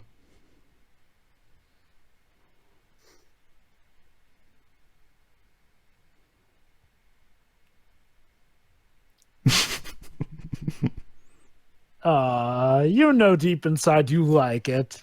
Yeah, that's why he's crying. Basically, I was referencing a Doctor Who episode where the lights start going Look! and it's revealed the Daleks. Oh, hello. Asteroid 325. Oh, yeah, I forgot to mention this. All of the asteroids in the book have their own name, code names of sorts, which they're numbers.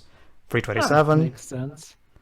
328, yeah. This is where Lilo and Stitch got the whole numbered experiment thing from. And B61 too. That's the little princess planet.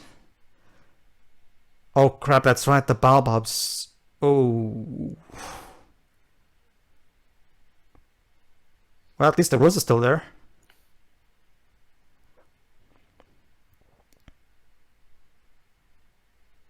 It's not the craziest thing I've done today.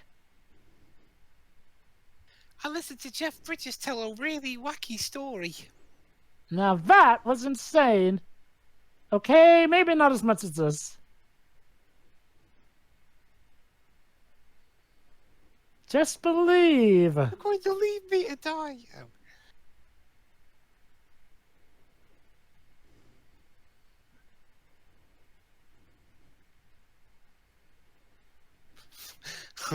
Still a pretty rough landing. Through all the range of emotions right there. Well, I guess that plane's not taking off anytime soon.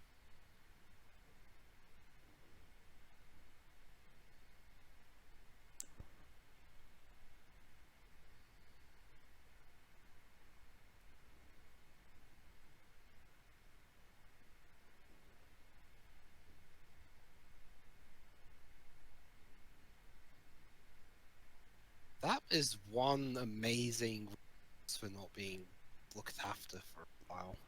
I'll say. Oh. Well, Dwebs, that statement of yours should be a clue to something.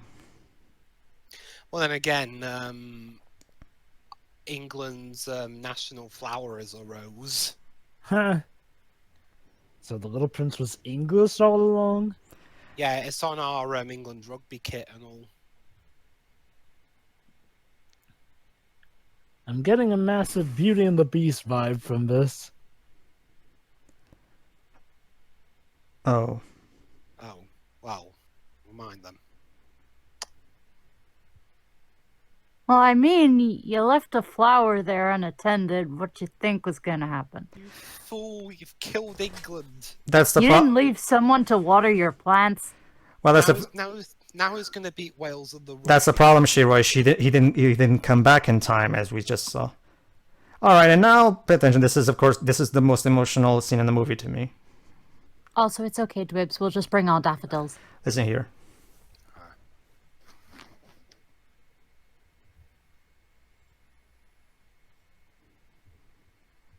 This is weird. Didn't you get bitten by a snake to kill yourself to be with her? Yeah, but that's the thing. He went to the businessman according to the interpretation of this movie. Remember, the book never specifies if he indeed made it back. So He got roped up in capitalism. you still don't know how to love. Hold on.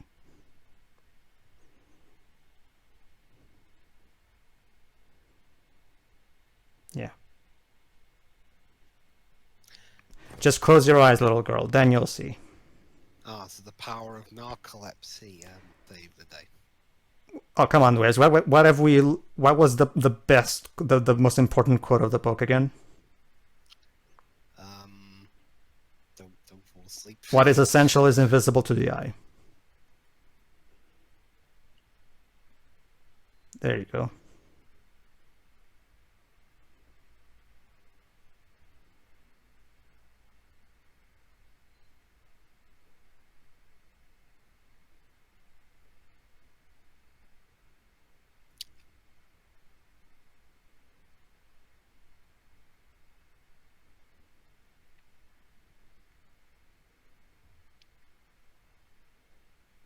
It is only with the heart that one can see rightly.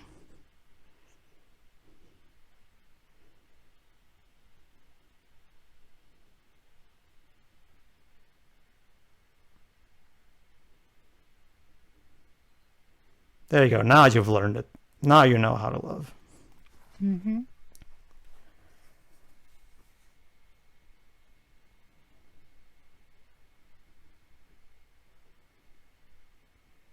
And now, James and the Giant Peach. I guess now he has other flowers to look after. Yeah, where the main vehicle of transportation is carried by birds. And look at that. The mom stayed up all night thinking things over. And she has no idea her daughter has been out there.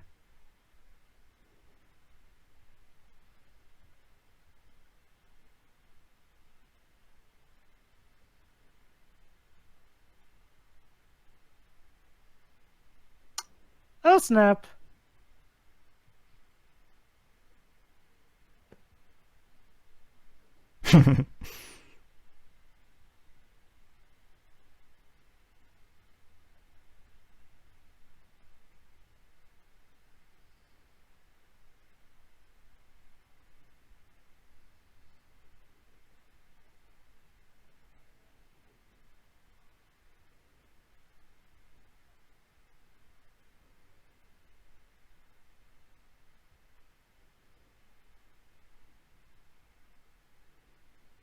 There you go, see?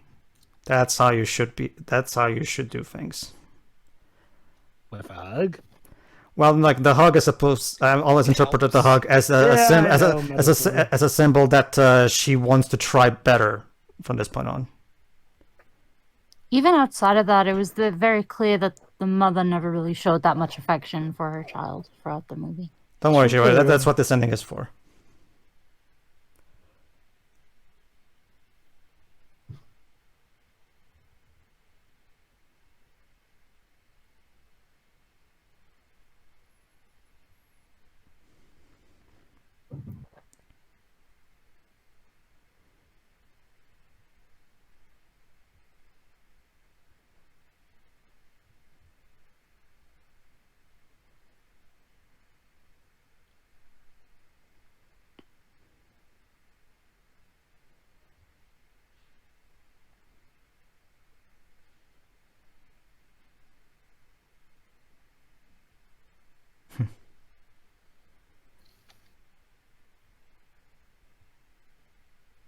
No.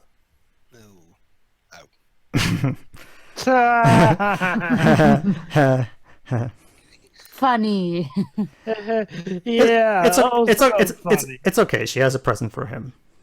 I know a lot of elderly people get like this. A very wonderful present indeed. Oh, look at that. You wrote it all in French, true.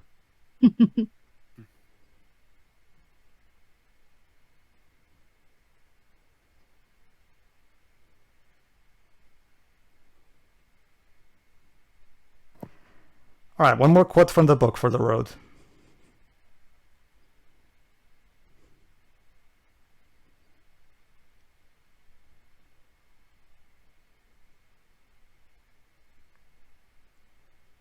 Yep. There you go. Everyone in this movie got tamed.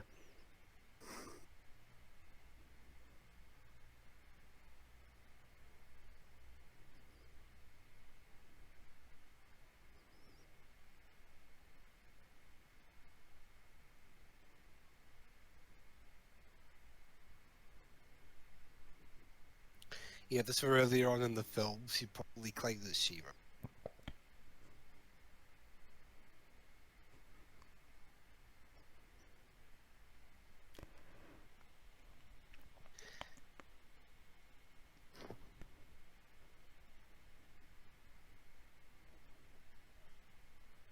Oh, look, birds. That means someone went somewhere else.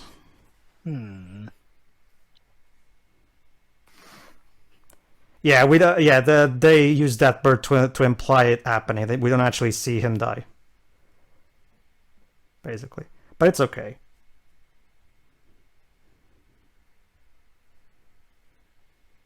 So there you go. Now we're using the periscope for something more cool.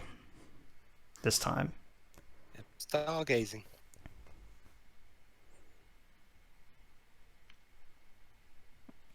Yes. If you close your eyes, you might be able... In fact, let's try to look rightly, guys. See, let's try and close your eyes. Close our eyes. See rightly to see if the aviator is indeed with somewhere out there with the little prince. I'm doing it right now. Well, I know where they are. Mm-hmm. They're at the local space McDonald's. Lovely. Oh, looks They like gotta he eat. looks like They he have to is. eat. Looks like he is. Yeah. Yeah, he has to eat. There you go. And that was the little prince. Any after credit scenes? No, but there's a mid-credit scene, so stick around, everybody. Nice. You said no, I just pressed stop.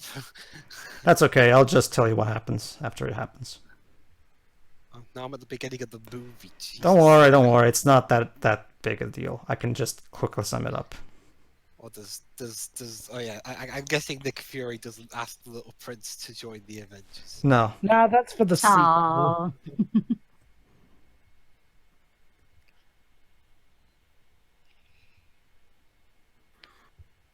Eventually, when Disney buys out Netflix because Disney Plus became too much of a There's the big drawing competitor. again. So there you go. From this point on, the little girl will carry on and tell the story.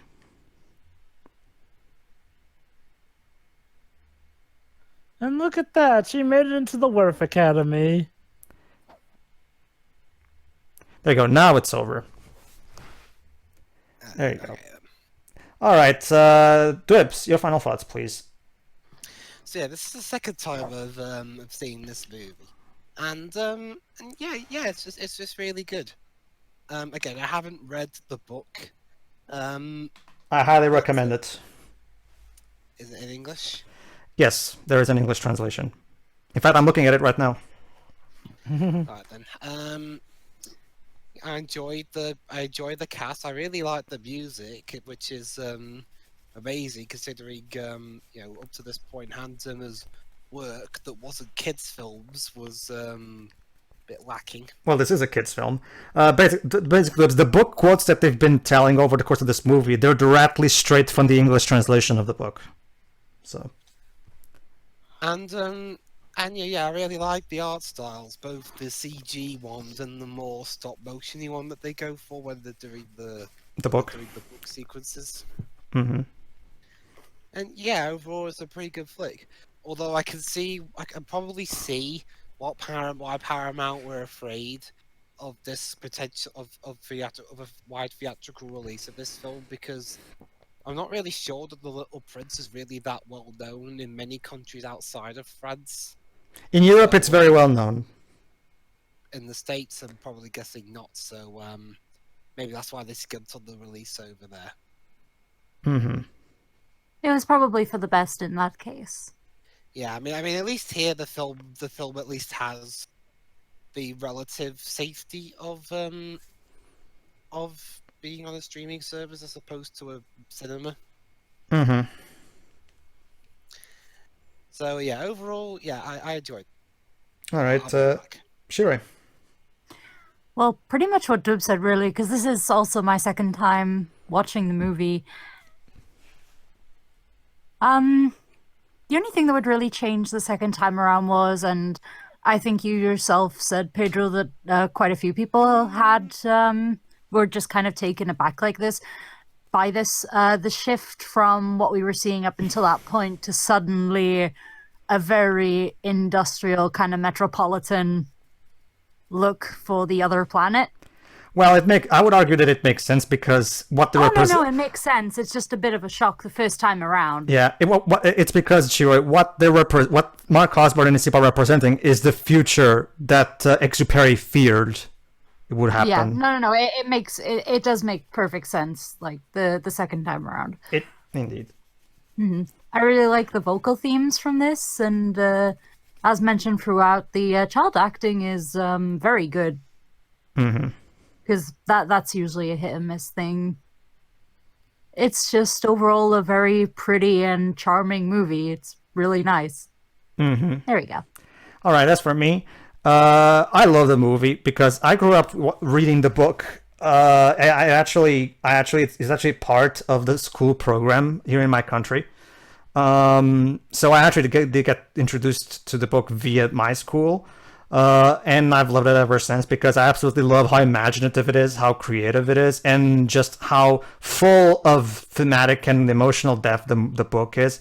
And it tells such important messages and such great philosophy on such a simple story that is incredibly easy to understand, and yet at the same time it never talks down to its audience.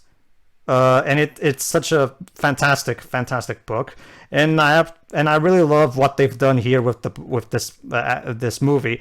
It's not a straight up adaptation, but at the same time, if they made a straight up adaptation, it would be like the 1966 movie where it's just an hour long, and that probably wouldn't have made much for a movie that you can release in theaters.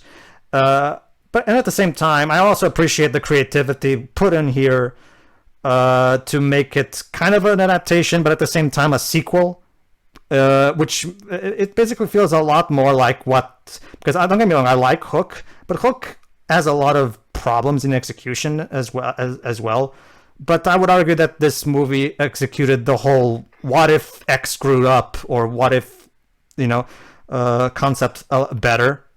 I think it does a much better job in keeping faithful to the book while at the same time putting in its own spin on things. Not like the movie clearly has its own voice. It doesn't just stay constrained to taking stuff from the book, and it's a really great balance, I would argue. And at the same time, the original story of the movie is so in tune and completely faithful to the morals of the book, and the overall style is just so well done.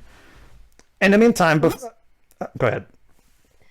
I was just going to say, because the book itself is a children's book, and it feels like the latter, the last third of this movie, the last act, was there for not so much the children, but for the adults to learn something. It's basically the primary idea that, look, this is exactly what Exupéry feared, and that's why he made the book, which is why it gets reverted at the end when the little prince finally learns, and the little prince teaches the little girl the same lesson that the fox taught him. That is only with the heart that you can see rightly.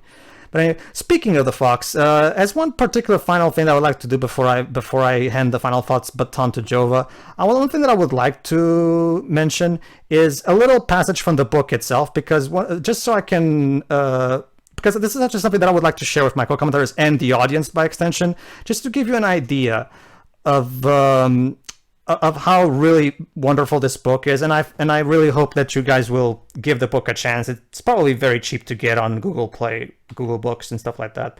But here's the thing. Okay, you guys remember the scene with the fox, right? Yeah. Okay. Basically, here's the interesting thing. The movie kind of took, for the purpose of abridging things, the book actually has the little prince find the roses after he tames the fox. However, in the book, it's actually the order is reversed in that case. What happens in the book is this, and I'm reading right now.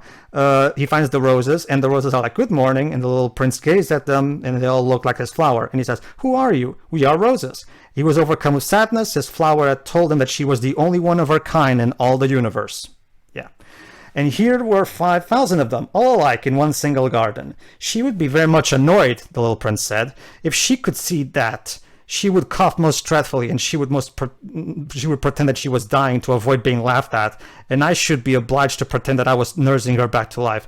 For if I did not do that, out to humble myself, she would really allow herself to die. Then he continues on with his reflections. I thought I was rich, with a flower that was unique in all the world, and all I had was a common rose and 3 volcanoes that come up to my knees. Because basically there's also the little volcanoes in the Little Princess planet, but we skimmed that over in the movie because, we had to abridge things because we're tight for time. And one of them perhaps extinct forever. That doesn't make me a very great prince. So he started crying. After that, he meets the fox. And we all have that routine where, how about we play with you? I can play with you. I'm not tamed. However, right now I'm just like 100,000 other foxes, and you to me are like 100,000 little boys. But if you tame me, then we'll meet each other. and I will become unique to you in all the world, and you will become unique to me in all the world. So basically, that's what happens. Basically, in the book, they actually go in more detail about how the prince tames the fox. But again, the movie's trying to keep focus on what's essential, so we skim over a bit. So basically, after the prince finally tames the fox, we had that scene where, oh, come on, you're gonna cry. My taming you hasn't done you any good. But he said, no, it will. It has done me good. Go and look again at the roses. You will understand now that yours is unique in all the world. Then come back to say goodbye to me, and I will make you a present of a secret. So the little prince went back to the roses, and he said, you are not at all like my rose. As yet you are nothing. No one has tamed you, and you have tamed no one. You are like my fox when I first knew him. He was only a fox like 100,000 other foxes, but I have made him my friend, and now he is unique in all the world. And the roses felt embarrassed. You are beautiful, but you are empty, he went on. One could not die for you. To be sure, an ordinary passerby would not think that my rose looked just like you, the rose that belongs to me. But in herself alone, she is more important than all the hundreds of you other roses, because it is she that I have watered, because it is she that I have put under the glass globe, because it is she that I have sheltered behind the screen, because it is for her that I have killed the caterpillars, because it is she that I have listened to when she grumbled or boasted, blah, blah, blah, because she is my rose. And then it goes back to the fox, and that's when the fox specifically says, and I quote, let me give you a present of a secret. It is only with the heart that one can see rightly. What is essential is invisible to the eye. And that's how the little prince meets the fox and goes away. So basically, as you can basically see, everybody, this is a book about human relationships. That's the basic theme of the book, and the movie stays faithful to that. In the same way that the prince tames the fox, the aviator tamed the little girl. However, much like the little prince at the beginning of the book, the little girl is too young to know how to love, so she can't deal with the prospect of losing someone, and that's why she needs to learn that lesson at the end. If she looks, like the little prince said, it is only with the heart that you can see rightly, meaning all she has to do is think of the times that she spent with the aviator, and she can just be happy because of those memories they shared. So that's basically the big the big message of the little prince. How human relationships work and love, essential. That's the primary themes of the book. So basically, everybody, if you have skipped this book as a child, I definitely recommend you guys see it, because this is a wonderful, wonderful book that manages to display so much great, wonderful, wonderful messages, and does it without talking down to its young audience. It completely respects the intelligence of audience, and it's such a wonderful, wonderful book for a reason. It's a classic, and I really hope people who haven't read the book but have seen this movie will give it a chance, because it really is worth your time, I assure you. Anyway, that's my take on it. Jovah, close us out. Well, I have to say, the movie was very good, but they never explained how the fox can know. I hate to say it, guys, but that completely ruined the movie for me. 0 out of 10, how could they? Psych! Nah. The movie was actually pretty good. I'll admit, it was better than my first impressions of it. I mean, not to say that I had low first impressions of it, it's just at first it didn't really seem like something that was my thing. Though I have to say, it's pretty good. In terms of sequels about whether or not the protagonist grew up or not, I do kind of like Hook a bit better, because I feel like it goes a bit more into it, whereas with this, it's kind of at the tail end. That doesn't mean that this isn't good still, though. I have to say, even as someone who hasn't read the original story, I do like how this does do like a full venture of the past, the present, and of course, the future, dystopian as it may appear to be. Mm-hmm. It's definitely not like your typical movie. It has a very, very peculiar hold on, Jovah. structure. Hold on, Joe. So what you're saying is that this is not a common adaptation. This adaptation is the only one of its kind in the whole universe. Well, depends on if you counted and Hook in the same type of adaptation. So I guess you could say it has others like it, but hey, that just means it has good company. Indeed. The point being is like, well, it's a very good movie. I mean, honestly, I haven't even read the original, but I just really like this movie. Mm-hmm. It tells a very good moral here and there. It's nice. All right, you done? Definitely love the soundtrack of this one. It's very nice, even if I can't understand the lyrics. Mm-hmm. I do like the instrumentals, though, for sure. It's sung in French, so. Jovah has good morals. Imagination can still be a good thing, even if you're an adult. Keep your eyes on the road, you moron. Pay mind to what the foxes have to say, and think twice before you fly the plane out of your dying neighbor's yard. I have to really commend Mark Osborne and his team. It is abundantly clear that they have a firm as steel focus and understanding of what is essential. So, this is definitely an adaptation that can see rightly. Yeah. Albeit they used pens, but still. Yeah. Set design and art designs were all keen. Again, like you guys said, the cast was keen as well. It's a keen movie. Mm-hmm. So that was The Little Prince, everybody. I hope you enjoyed this as much as we have. If you have, give the book a try. You might like it. Who knows? All right. So I gotta wonder how those other series go. Like, does one act as a well, here's the thing. Okay, to make a long story short, Jovah, the CGI series from back in 2012, it's basically more of a loose adaptation, where in the sense that they're not telling the story of the book, they're just telling their own original stuff. Like, for example, when the little prince meets the fox. Not the problem with that. My big problem.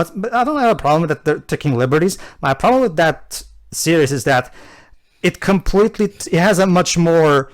How shall I put this? A more cartoonish tone, if that makes any sense. In the sense that, instead of keeping the melancholic tone of the book like this movie does, it goes for more typical cartoonish comedy. Like the fox, for example. The fox is an incredibly serious character that is incredibly wise, and in the 2012 CGI series, he falls into the typical traps that a lot of CG cartoons follow, with making the animals, quirky and funny, which is completely, I would argue, unfaithful to the spirit of the original character, as in the book. The fox is nothing in the book is meant to be comic relief, and especially not the fox. So arguably the most important character after the Little Prince, considering that fox literally tells the primary moral of the book. Seems like it's an adaptation in name alone. Well, it depends. The story quotes. Okay. Is like the story overall the same, just more comedic? That's the thing. Well, I haven't seen much of it, Jovah. Keep in mind, I've only seen a couple episodes. But the stuff that I have seen is original. Like, they still keep the basic structure of him going from planet to planet, meeting people and learning stuff.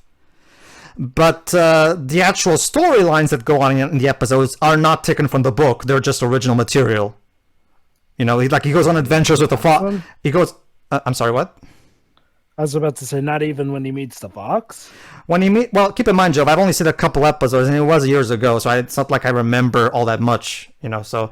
But what I do remember was, and the primary thing that stuck with me is the tone. I don't particularly care for the more comedic tone, because that's not at all the kind of story that Exupéry wanted to make. Don't get me wrong, I have no problem with stories that are quirky and comedic and all that stuff.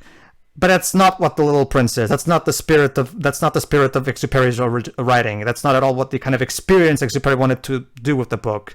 So I don't think that's a good. You can have comedy, just not in this particular material. This material is meant to be more melancholic. If you're gonna have comedy, do it like this movie did, where the comedy is more subdued and doesn't distract. Here's an interesting idea, Shiroi. Believe it or not, there was a Little Prince anime back in the 1970s. Oh. It was made back during the Nippon animation era. Back when anime was very Ghibli-ish in general. Mm-hmm. Here's the problem. Like, for example, they have that whimsical, sing-songy tone. Right. That whimsical stuff. Yeah. The typical whimsical Ghibli style of, like the Heidi. Yeah, there you go. Very good. Once again, don't get me wrong. I love animes of that era, but that style doesn't really fit the book. Like if that's my problem with a lot of adaptations of the Little Prince over the years, because they've missed the spirit of the book. They've missed the point of the book, and that's one of the reasons I love this movie so much. This movie gets it. This movie completely understands what is essential about the story, and stayed faithful to the spirit of Exupéry's work. And I really hope any future adaptations take a page from this one. But anyway, we'll get a sequel to this movie.